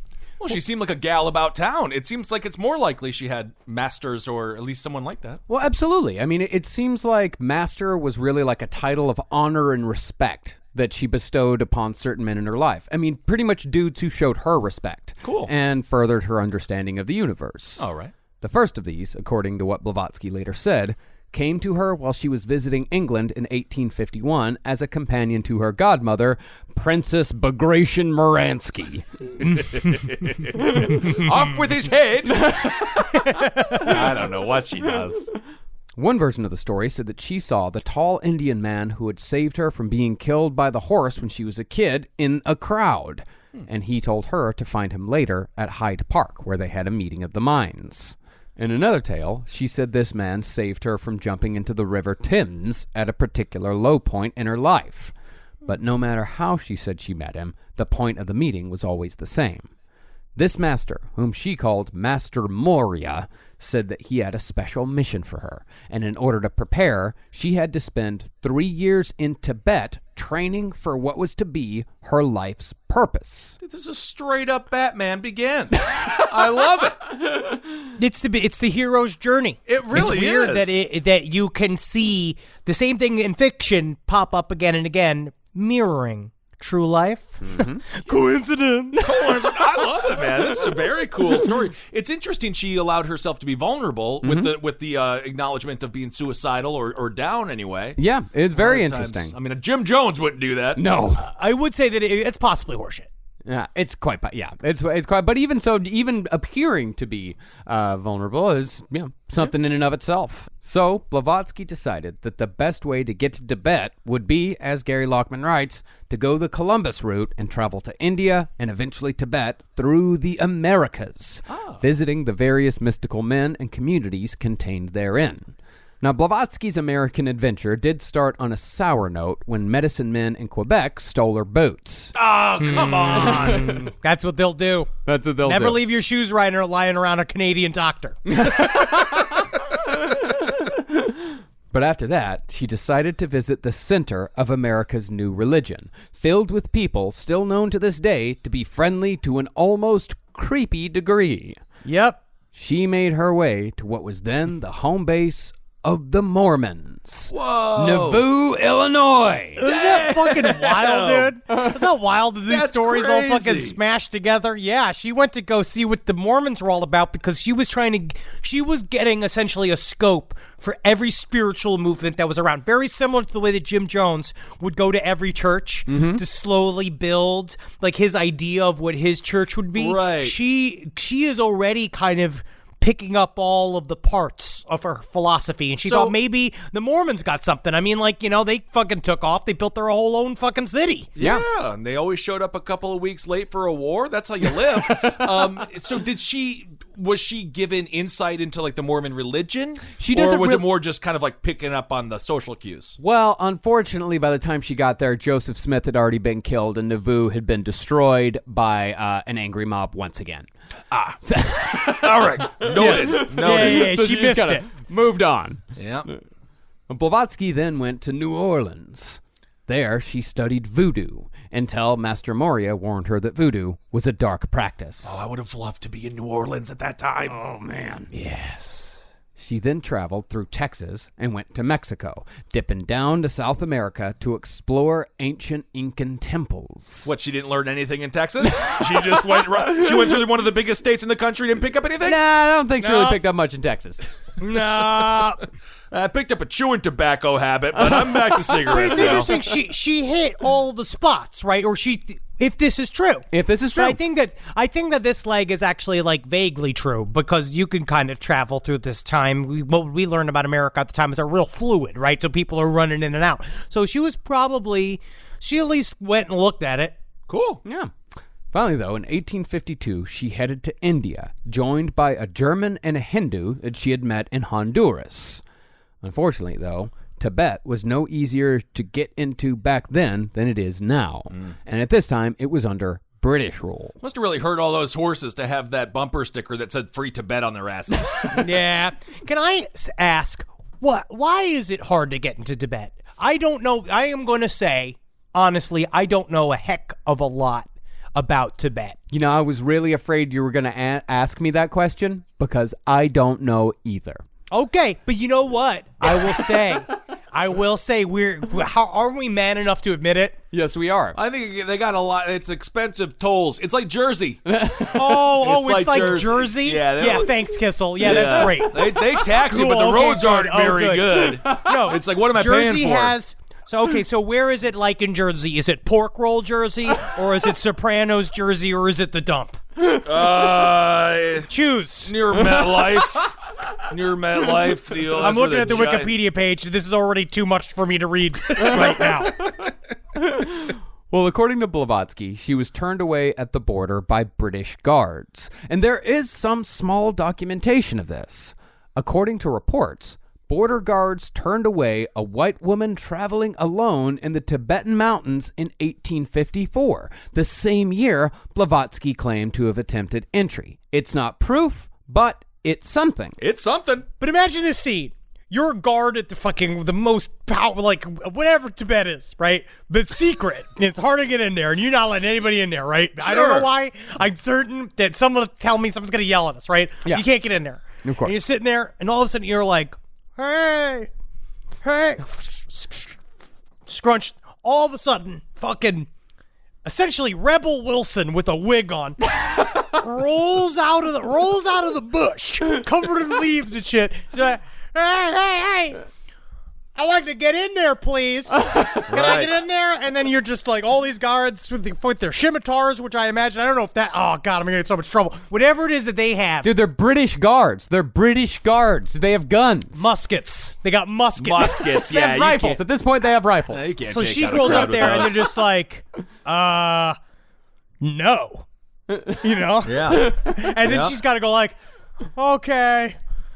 Ah, shit. And then just like back into the bushes, like back on me like, well, I guess I'm not going to be enlightened today. No. Huh? You got to pay the troll toll to get inside that boy's hole. That's a funny show. Always funny. Always sunny in Philadelphia. It's Good a show. very funny show. Love those guys. Inspiration, as a matter of fact. Absolutely, yeah. So after being turned away in Tibet, Blavatsky ended up back in America, staying briefly. Yeah. She went all... That sucks. Can I just say that sucks for this poor woman? Yeah, and this is like traveling by boat. So this is like, what do you mean no? What do you mean I can't come in? That's mean. The British are mean. Different. But she understood a little bit, again, if any of this is true, she understands that this is a mystical journey, right? She's on a mystical journey. So it's going from place to place to place. And she's already starting to understand that, like, when you're on a mystical journey, no's are lessons, Kissel, right? You get to know, obviously I'm not supposed to be in there right now. So I'm going to fucking, I guess, hike back. It's just it's just a lot of time. It's a lot of time. It is. I mean, we're talking a 20-year span here. Good with Lord. all these fucking travels. And she just got a no? And she just got a no. You know what she did? She went back to America, stayed with Albert Rawson in New York City for a little bit, and then she decided, I'm going to go see the Mormons again. And she took a covered wagon all the way across America to Salt Lake City. All right. I don't know what she did with the Mormons, though. Did you find out what she did with the Mormons? She just go say hey. It seemed like from what I read, she went to go say hey. Yeah. And she just basically went to go see, because again, they, at the time, would live in the dream. They got their own fucking state. They got all of the remember when we were talking about, like, they fucking, how much they controlled, how close we were to having a Mormon president. Then and again, fucking hundreds of years later. So she went to go kind of see, like, well, they're figuring it out. She has chutzpah. She really does. I don't think I would have traveled that much back then. No. I would have maybe go to Des Moines one time. Well, after that, it was India and Tibet again. Damn. Although this time she attempted to go through Kashmir. On this trip, she had a shaman, but nevertheless still got lost. She was, however, saved by what she claimed were magical means. According to her, the shaman kept a strange stone under his armpit throughout the journey, but wouldn't explain what it was for. I hate that natural deodorant, man. It must have cut up his armpit quite a bit. That was probably a smooth stone. Yeah, but even so, it's not comfortable. Just up in there. They have more. If you're real skinny, Kissel, we don't have this, right? But if you're real skinny, you have them hollow armpits. Yeah. I see. Marcus is showing me his armpits now. Look, it's a big hole. That is a big hole. I see. Not healthy. I think the armpits are the worst part of a man, but I like a nice armpit on a lady. Yeah. Okay. When they got lost, the shaman struck a wooden peg in the ground and placed a goat's head on top. The ritual was about to begin. This is so much more fun than stopping at a gas station for directions. Yes. I'm doing this. I'm shutting my GPS off and doing this. Where is Kissel? I haven't seen Kissel in 2 months. The shaman then took the stone from his armpit, put it in his mouth, and immediately fell into a trance, stiff as a corpse. A deep voice then emanated from the ground and asked, "What the hell do you want?" What the hell do you want? What are you doing here? What do you want from me? Well, Blavatsky took this voice to be coming from the shaman's astral self. So she asked, "Astral projector, where do we go?" What do we do? What the fuck, huh? Again, this is me looking up fucking playthroughs in the outer worlds. Me being like, what is happening here? Somebody fucking, how do I equip? How do I mod my armor?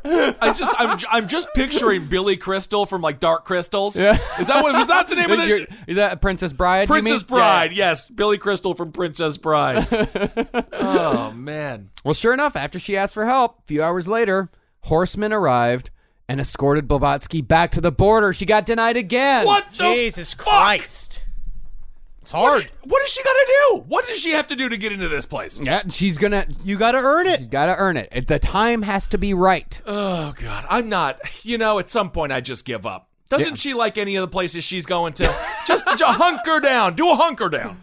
With that fucking attitude, Kissel, you're never going to be an ascended master. Oh, all right.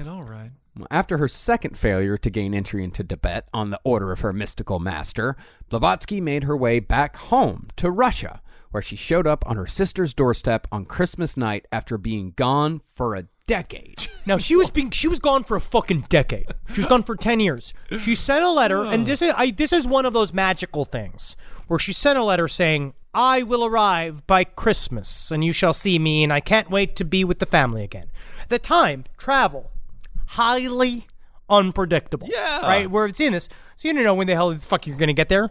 But Christmas night, She rolls in, covered with like, I went to Tibet and all I got was this lousy t-shirt, like bullshit, like, you know, like full on like Indian regalia, like came in with all of this bullshit. I'm a mystic now. I did all this shit. And meanwhile, they're all like, what happened to your husband? You remember when you were married to a guy and you did all of this shit? You just left and came back?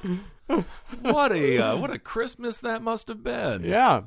Well, from what Blavatsky said, she swept away all traces of her travels during this time because had her family immediately known that she'd been out traipsing the world chasing the occult dragon, they would have disowned her. Why? They said that they would have rather she be a prostitute than do what she did. And then she got accused of being one. And that's how she got to travel around the world. That's a part of the way they shunned her.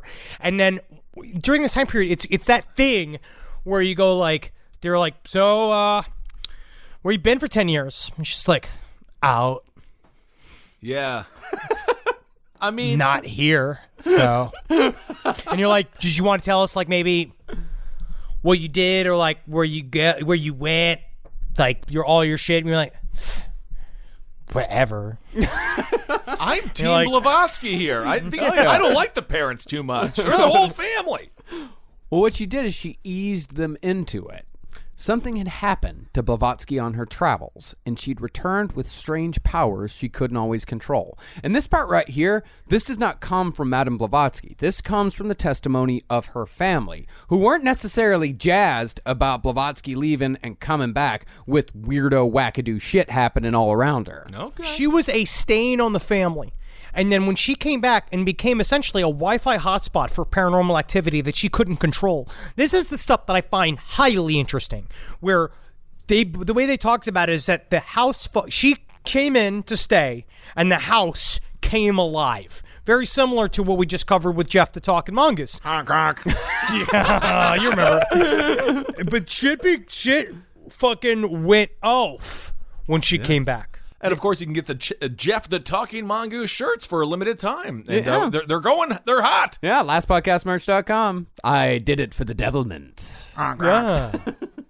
Well, I mean, when she walked into the house, I mean, it's the fucking telltale knocks and raps, sounds coming from everywhere. She'd sit down, the fucking chair next to her would move across the room, and she had no real control over it. And eventually it got to the point where she couldn't hide it anymore. She had to say, like, yeah, it's me. It's freaking Beetlejuice. Yeah.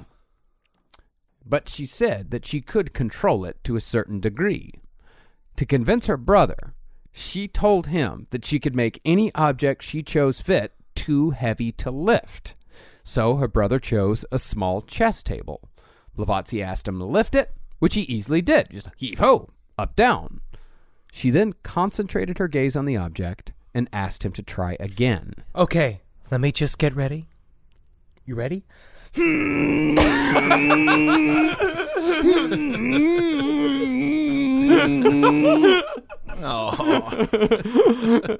It's like the dude in Mallrats trying to do the Jedi mind trick. Well, this time he couldn't get the table to budge, even when a friend tried to help. This is what they said. And when she finally let go her hold on the object, it shot up in the air with such force it almost dislocated her brother's arm. Cool. Then she convinced her father of her occult powers by asking him to leave the room and write down a word, any word. And she would spell it out using knocks. 1 knock for A, 2 knocks for B, and so on and so forth. The word was the name of her father's favorite horse during his first campaign against the Turks, Zitchik. Which is the most difficult word in the world. Yeah, Zitchik, the horse, huh? Yeah, Zitchik. I think it's a bit of a nasty trick using a proper noun. It is. That would be fucking words with friends. You get fucking executed for something. Yeah, that's not allowed. I don't think so. But even so, Blavatsky spelled it out, astonishing her father. But you know what? She knew her dad. I don't know. I think the fact that it was a proper noun might have actually helped her out a little bit. Yeah, maybe she knew that he was just he's just always thinking about that horse. Loves that horse. Good Lord. One time that he's just like fucking, she's looking through the trying to learn what sex was. Because in Russia, you didn't get those little books that fucking tell you like what you're fucking in serfdom. Russia, no one's going to tell you how the birds and the bees are. So she's trying to discover from watching her parents. And as a little kid, she's just watching the door, just watching her father heave ho and her mother, and the whole time he's going, Zachik. Sachik. And she's like, oh, stop be saying a horse name. Sachik, I remember the Turks, how lonely and cold. We were in the mountains fighting the Turks. Well, that's a better way to learn about sex than those chick tracks. Remember those Christian? Those things were amazing yet horrible at the same time. Oh, when your parents think that they're real. Did you actually get given those? Oh, I had those all the time. Are you serious, man? Yeah, I had a box of them. That's crazy. What are chick tracks? They're Christian comic book little thing. They could fit in a wallet. Yeah, they were these little booklets, these little comic books made by this guy Jack Chick. They were the ones that would, like, there was the most famous chick track was the one that said that if you play Dungeons and Dragons, you will end up in hell because you will have inadvertently worshipped demons. To be fair, they all ended up in hell. The one on homosexuality, that's a doozy. The guy didn't seem to like a lot. Yeah, it's just the scariest choose your own adventure book. Yeah, a lot of fire, but in a horror sense, very entertaining. Very entertaining Yes. books. Well, predictably, as more and more people tried to get Blavatsky to perform parlor tricks, the less she was able to do them. And she claimed her inability to reproduce the phenomena on command came from a disgust born from the thirst of others. This is what's difficult, right? I get it. Y'all want proof. Everybody wants proof. They want to see it up close. They want you to be able to do it on command. Right. The phenomena as a whole is purposefully tricky. It's at the very nature. It is a tricky, and I want to say close to deviant, very ironic a lot of times, paranormal abilities. So the more you force it, the more it's not going to come. Much to the fucking frustration of every single person who's ever wanted to see a fucking ghost or a UFO or a cryptid. Yes, but this is like when you get detained by the cops. Let's say you accidentally took a piss in public because you happen to be accidentally hammered. Oh, you're a comedian. Tell me a joke. You can't just turn it on like that. It's very difficult. Tell you a joke. You just caught me midstream, and I'm trying to drink out here in my outside living room, officer. Absolutely. God knows. Yeah, Henry, I mean, it's kind of like if people keep coming up to you and asking you to do voices for characters that you've done on the show, it's not going to be funny if they do it on command. Pay me and I literally will do it in a fucking heartbeat. I'll do it right now. All right, $1,000. Regardless, though, Blavatsky still earned a reputation as a magician, a seer, and a psychic, and could supposedly read people's thoughts by seeing them emerge from their heads as a spiral of luminous smoke that formed pictures and images that only she could see. It was the Russia in the 1800s. Everyone was just thinking about bread and how much they wanted it. You're thinking about how you hate being a serf? Yes, that's correct. Yep, nothing to change about that. Get back to work, slave. Henry Zabrowski, take a dump. Once again. No! Yes! Oh, my God, Hellish no. rebuke! Hellish rebuke! Oh, my God, my balls went back up inside of my guts and coming out my ass! Well, I didn't intend for that to happen. Oh, God, I got butterfly butt! Oh. When she went back, Blavatsky was worried that Nikifor, whom she was still married to, would try to press the issue of living together as man and wife once again. He's got to be 65 years old at this point. At least, I mean, he's got to be 60, right? Yeah, he's around. Well, at this point, this is about 10 years into 58? it. So yeah, he's in his mid-50s. He backed off. Oh, he just let it go. He just let it go. What is the name of that Charlize Theron movie where she, for some reason, has sex with Patton Oswalt? Oh my goodness! Jesus, I'm Big Fan. Is that the Big Fan one where he's the Giants fan? That's a good one. That's the one where he's like the crazy fan. It's the one movie where like she's like Charlize Theron's like an famous author that has to like live at home now because of all of her shit like fell apart. But Blavatsky, HPB is like living that lifestyle right now where she's been living the most interesting life in the world. No one has any idea. She won't let them in on it. She's a fucking psychic who could move shit with her mind now, and now she's forced to live with her parents again. Yeah, in what is her village. husband just really mean on Twitter? What's going on? I forget what happened. Well, she just wanted to pursue her occult studies, and she knew if she moved in with Nikifor, then she'd have to be a wife. Okay, that whole relationship is what I hands to God it. Hands to God, whatever that is. Well, to support herself, She did needlework and rafted logs for the production of a porous white substance that was used as an accelerant called spunk. Oh, hell yeah. You got to goddamn make that spunk. Yes, Spunk indeed. ain't going to make itself. That's what I would say. So you go out there and you get out that log area and you carve me up some spunk, and then we all sit down and have some cider and spunk for dinner. Oh, spunk for dinner. Yay. Well, during this time, she also met another master, a man named Hilarion Smerdis. And I'm going to tell you right now, if your name is Hilarion, you are probably not a funny person. No. It's a devastating name. But Blavatsky was once again almost killed by a horse in 1864. You gotta stop with the horses. Gotta stop with the horses. Come on. They almost knocked your pussy sideways, and then you got fucking permanent fucking heart, throat. Now every time, get off the horses. Just stop with the horses. Well, this time she was thrown on the shores of the Black Sea and fractured her spine Jeez. and went into a coma for a few months. You know what? I'm going to also, Dogman, I'm going to ask you to retract your statement saying that she was good at riding horses. I did not say she was. Well, she was good at kind of. I'm just going to say, because once it gets to, throw me once, shame on you to the horse. Throw me twice, shame on a horse again, because you're going to beat the horse to try to chain the horse. Sure. Throw me thrice, still a horse's fault. Throw me 4 times. Now we're getting to the point where the rider is the problem.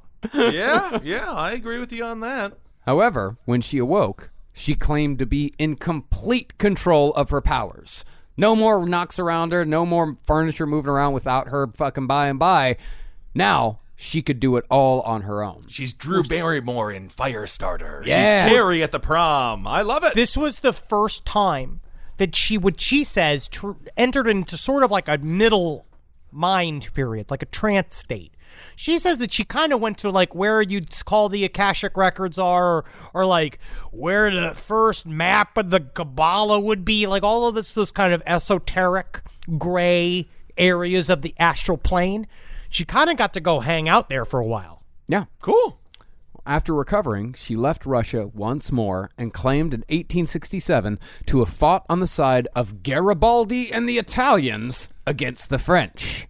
This is the only story. I don't believe this one. I mean, this is one of the hardest ones to believe. Yeah. She said she was taken out of the action by a saber, which broke her left arm in 2 places, and she supposedly had musket balls embedded in her shoulder and leg until the day she died. And she did have some metal, and there was some, she could fucking point to this piece of metal and push it around a little bit, but... Oh, all right. She could have gotten shot for being annoying one time. Like that possibly could have happened where she just got. Maybe. Yeah, but that one's a bit of a bridge too far. It was after this, though, that Blavatsky claims she finally made it to Tibet. Yay! She did it. By this point, she had come to believe that Tibet was the location of the secret school where the masters and her fellow initiates congregated. And if she wanted to reach the next level, this was where she would do it. It's like if you want to get in the sausage game, you got to move to Indiana. Hell yeah. You want to get into show business, you got to move to Los Angeles. This is just how it is. You got to go where the stuff is. Sure. Once she finally made it... You got to go to Wisconsin for the sausage game, though. No, I'd say you go to Chicago for the sausage game. Well, where do you go? Where do you go for Wisconsin? Cheese. I know the cheese, but Indiana doesn't have. No, you go there if you want to join the Klan. Mommy, Daddy, I want to join the Klan when I grow up. We knew Son, he wasn't if you special. say that ever again, I'm gonna have to beat you today. Well, once she finally made it across the border, she claimed to have been taken to meet the main master, a guy named Coot Humi. And Now that's good. Coot Parks. Coot's a good name. Coot's a good name. Man, it's Coot. And Coot Humi would be Blavatsky's #1 guy for the rest of her career. At Coot Humi's monastery, Blavatsky learned an unknown language called Sinzar, which allowed her to translate something called the Book of Dzyan, which was an ancient Tibetan text that unveiled the secret origins of mankind. Now, we don't know if any bit of that is real or true. The Book of Dzyan, we don't even know if that's a real thing. But what we'll find out is that she used stanzas from the Book of Dizion for her writings, like Isis Unveiled and Secret Doctrine. Interesting enough is that the Book of Dizion seemed to parallel some actual ancient texts of Buddhist lore and Buddhist study. Maybe accidentally, or maybe she did get a hold of some actual old school Buddhist instruction manuals, essentially, spiritual instruction manuals. Right. That she just kind of cherry-picked from and created her shit. Seems like a David Icke bibliography here, where you just, you can just put a little asterisk by anything and then just be like, yeah, that was the book I got it from. Blavatsky also learned how to control her psychic powers from Hukut Humi. Cool. Acquiring the ability to communicate through transference, the ability to read minds, the ability to astrally project, and the ability to teleport objects. And that last skill, dozens of people later witnessed her do that. Which she said that the masters could also command occult entities, elementals such as the salamander, the undine, the sylph, and the gnome, which are all ideas taken from a Renaissance alchemist named Philippus Aureolus Theophrastus Bombastus von Hohenheim. How many times did you practice that in the mirror? I didn't practice it. I didn't. Man, that's fucking freestyle, man. Whoa! Freestyle, baby. Wow, freestyle alchemy. I actually, one day we'll cover alchemists, but mostly it's fighting through all of their names because they all have very long magical names because it makes them seem more important. Yeah. The masters were also quite adept at the creation of tulpas, which we, of course, just explored at length on our episode about Jeff the Talking Mongoose. Promise that's the last time we're going to fucking mention Jeff. Oh. Well, no, it's not. I hope not. Probably not. Well, in all, Blavatsky claimed to have spent 7 years in Tibet, training herself in the mystical arts. Yeah, her and Brad Pitt from that other movie about Tibet. Right? What was that? A Walk in Tibet. Yeah, a walk. Yep, I think it was called. Tibet. I believe it was called Roller Coaster in Tibet. Yeah, I love that. They bought a zoo. I think they bought a zoo. Yeah. But of course, Blavatsky's critics say that she did absolutely none of the things we've been talking about for the last hour or so. Critics, come on. Or as the guy who famously said, debunkers, and that they're debunkers are plentiful, but bunkers are not.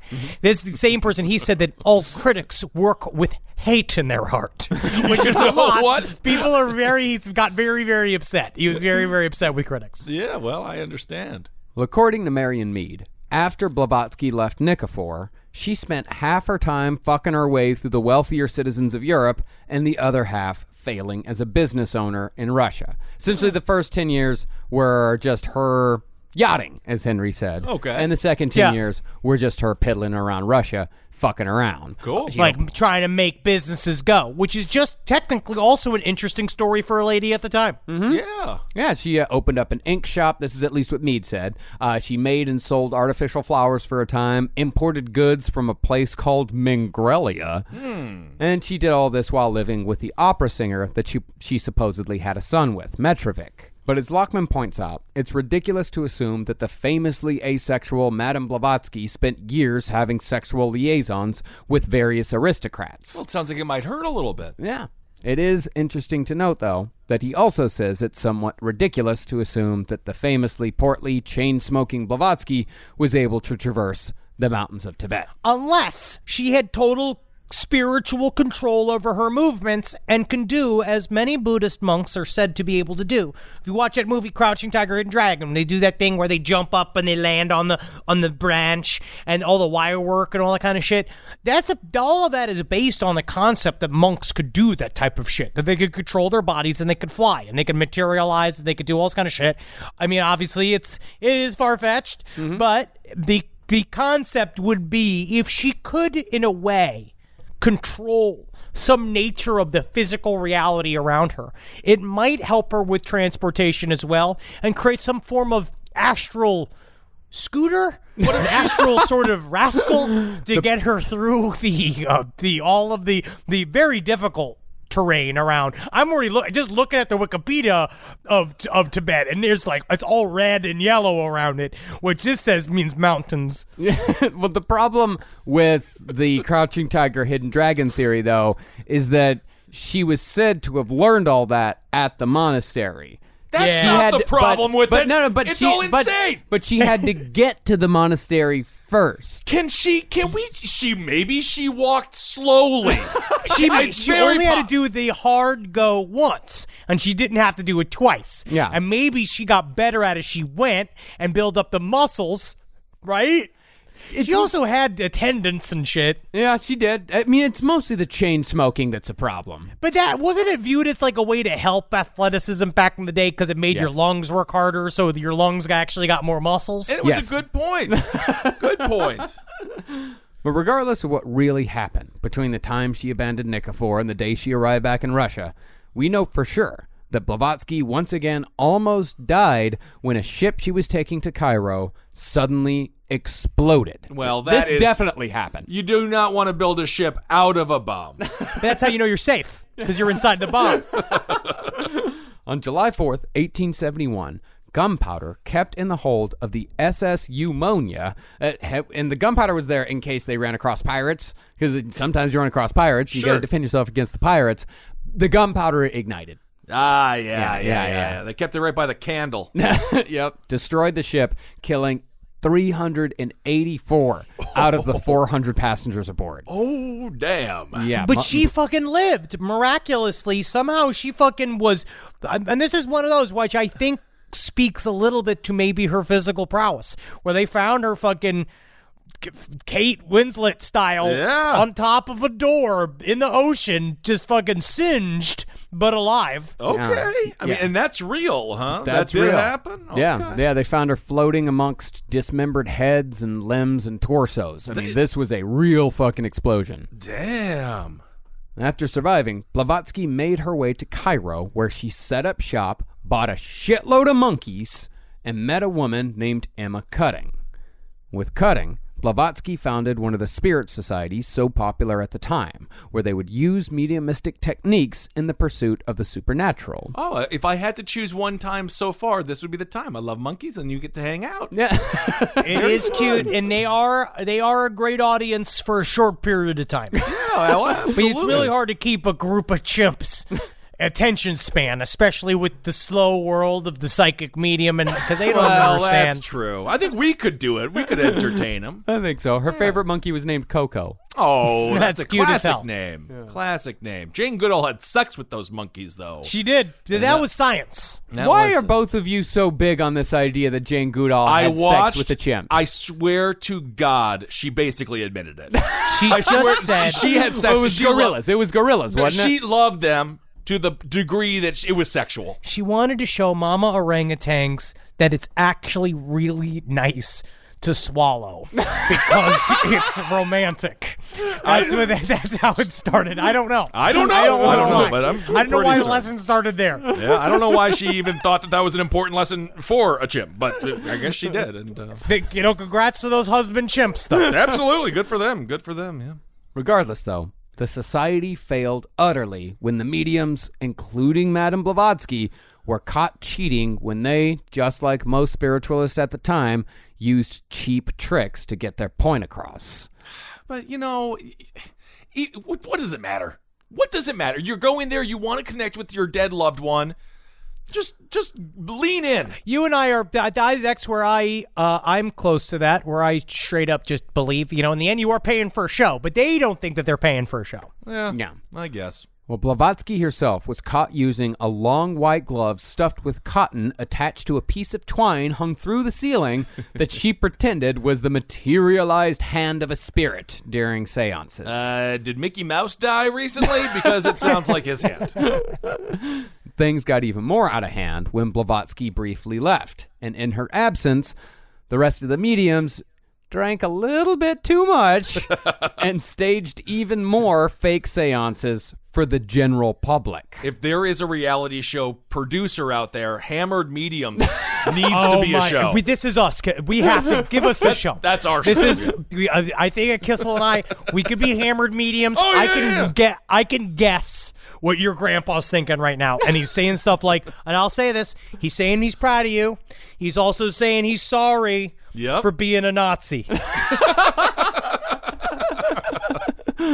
Well, when Blavatsky returned, one of the people who had attended the public seance tried shooting her and damn near killed her. Jeez. Although that may have been an exaggeration. He might have just gone and yelled at her a bunch. He could have waved a gun around. Yeah. She said that this Greek madman was possessed by a vile spook. Her estimation was that the mediums had not contacted the dearly departed, but rather, as Gary Luckman so wonderfully puts it, astral hobos with nothing better to do than cause mischief. Oh, with any luck, we'll all be astral hobos one day. Look up C.W. Ledbetter's The Astral Plane. He describes some of these astral hobos. These are the people. These are the hobs. These are the gnomes. These are the elves. These are the Hildefik. These are the invisible people that all populate the astral plane. And this is a part where she starts to kind of understand that, like, maybe spiritual's behavior is, she's understanding some of the mechanics that you can regenerate this behavior again and again. But partially it is to do stuff like this, is to create astral day labor for these bored-ass, mischievous little things that sometimes poke through their fucking weird dodecahedron astral experience to show up in our world and eat a bunch of bacon and try to fuck your wife like Jeff the Talking Mongoose. I'm bringing it up again. It's one of those things. It reminds me of doorbells and foot cushions, bed knobs and broomsticks. That is what Doorbells and foot cushions is going to be your drunken version of this story where your lazy boy comes to life and it just helps you break into all the closed bars. I do wish that you guys could hear me at 2 a.m. in a bar, because I obviously listen to everything that's happened on this show. Obviously. But you should hear me regurgitate what the stories are that we talk about in 2 a.m. drunk Ben Kissel talk. Yeah, it's different, but but I hit the main points. You hit it with your fucking kaleidoscope vision of like, and then the next thing you know, there was a talking chicken, and then Hitler's to blame for all of this. Well, Henry's making a good point about like the little hobnobs and goblins and gnomes and all the things that hang out on the astral plane. Blavatsky said that most of these mediums were acting passively. They were letting the phenomena control them, but she was trying to be what she called an active doer, where you control the phenomena. Oh, you're not going to have a good time doing that. No, you're going to have a great time doing that. Well, it's tough to do. It is tough to do. You have to have discipline. Yes. You have to try to go to bed 3 times. You got to read a lot. You have to read a lot. And you have to be willing to look like an asshole. Yeah. Wait, did you say that the Astral Plane book that you've been talking about so much is by Ledbetter? Yeah. Isn't he the guy? He wasn't around to be around little boys. What? Yeah, what he liked little boys. Yeah, I don't think he liked them that much if he had sex with them. That's the thing. Everyone's like, oh, they like little boys. It's like, no, I like, well, that sounds like a weird sentence. To like little boys is to not have sex with them. I don't like little boys. I don't need to hang out with them. You know what I mean? That's not my thing. But what you do is I can see sort of the distancing. If you cross your eyes a little bit and drink a bunch of tequila and you're a pedophile, if you start calling them gnomes, you're not fucking kids. Well, but you are. But you are. But you are. Yes, indeed. It depends on whose glasses you're wearing. Well, walk a mile in a pedophile's moccasins and see how you feel then, huh? I don't particularly care to. Well, with the glove trick, it's actually possible that Blavatsky was trying to make a point about these mediums and seances. See, Blavatsky did believe that these mediums were contacting something, but she knew that they were not contacting the dead. Okay. Because that's what seances were supposed to be. You know, we're going to contact your dead wife, your dead grandma, your dead brother, and we're going to ask him questions. Where's the money? Where's the money? Where's the money? You just, can you contact my wife and tell her she's a bitch for me? You try to make a connection with your lost loved one. Right. But also, they throw a little bit of a show in there. Mm-hmm. And they do a thing where they show how they can control all of these ghosts, and it becomes a real production. It became a very massive entertainment fucking thrust especially in America, but all over the world. People love to go see these ghosts do tricks. Yeah, I mean, you don't judge plays. You don't judge the theaters if it's not real. Well, I mean, that's people say that this is, that's the whole like crossing over guy. Remember him? Yes. Yeah, I mean, and I'm conflicted on him because some people I guess he helped. I don't know. I don't know. It's the whole talking with the dead thing it's a contentious subject to say the least. It is, and if you want to have fun, John Edwards bloopers on YouTube are so freaking funny. Yes, that's right, because it's just him just being like, your mom, her name was Bethany, right? No. My mom's name is Laura. She's still Laura. alive. Her name was Laura. Right. Yes. And she was a carpenter. Teacher. Teacher. Teachers are carpenters of children's minds. But again, she's still alive. Oh, shit. Is this her? Yeah. Oh, I thought this was your sister. We still like him. Well, Blavatsky was saying that these people were in communion with something different altogether. She just didn't know what it was. Not exactly. But not knowing exactly what it was, that didn't grab too much attention. Right. Talking to the dead. Now that grabs attention. Yeah, especially absolutely. when you put a little stagecraft into it. But as it always goes with the fucking paranormal, it always backfires. You are always found out. Always. I'm talking to all you fucking paranormal people out there, people working in the paranormal. When you juice the story, it ruins the whole fucking thing. We all know the way you do it is, yes, it is not as flashy, but look at Hellier and that documentary Saw the House in Between, where they watched the house for 10 years and they're all super excited about footage of a broom moving. And I know that to a lot of people, that is very, very boring. But that's what ghosts do. You gotta live in a fucking house. You gotta live in there. You gotta be a part of that house's community. The ghosts, the entities, they gotta know you're a good guy.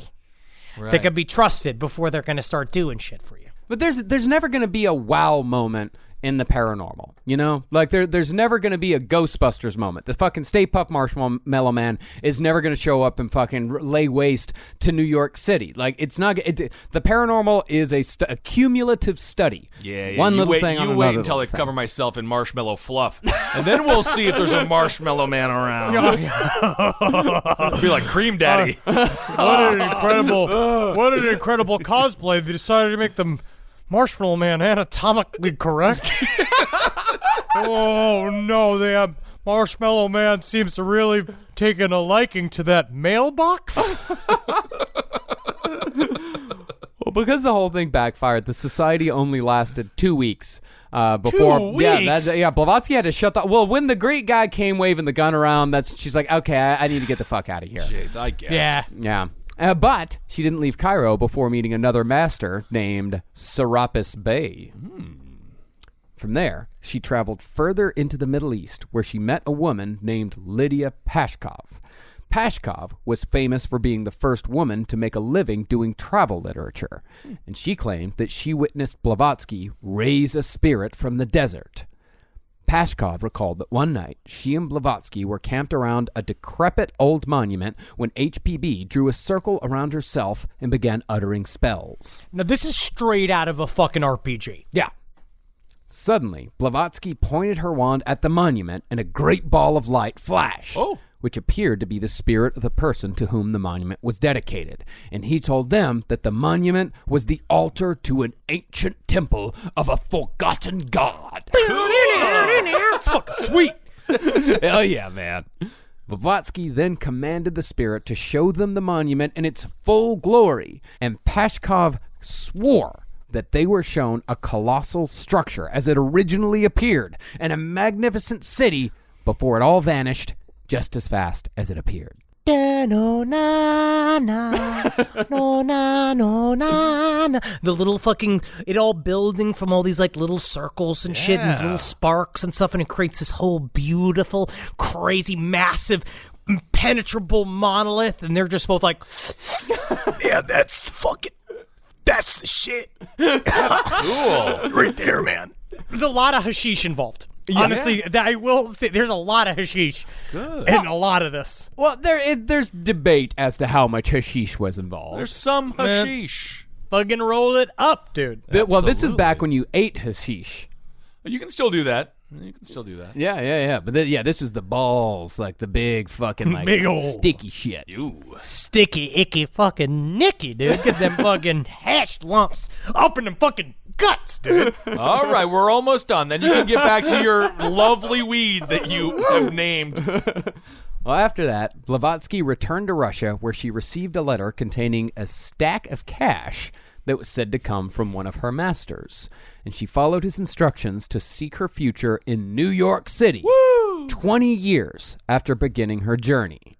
This was where Helena truly became Madame Blavatsky, one of the most famous people of her time. And it's where we'll pick back up for part 2 of our series. New York, all right. New York. We're going to get through this fucking next week. I believe we're going to wrap it up in 2.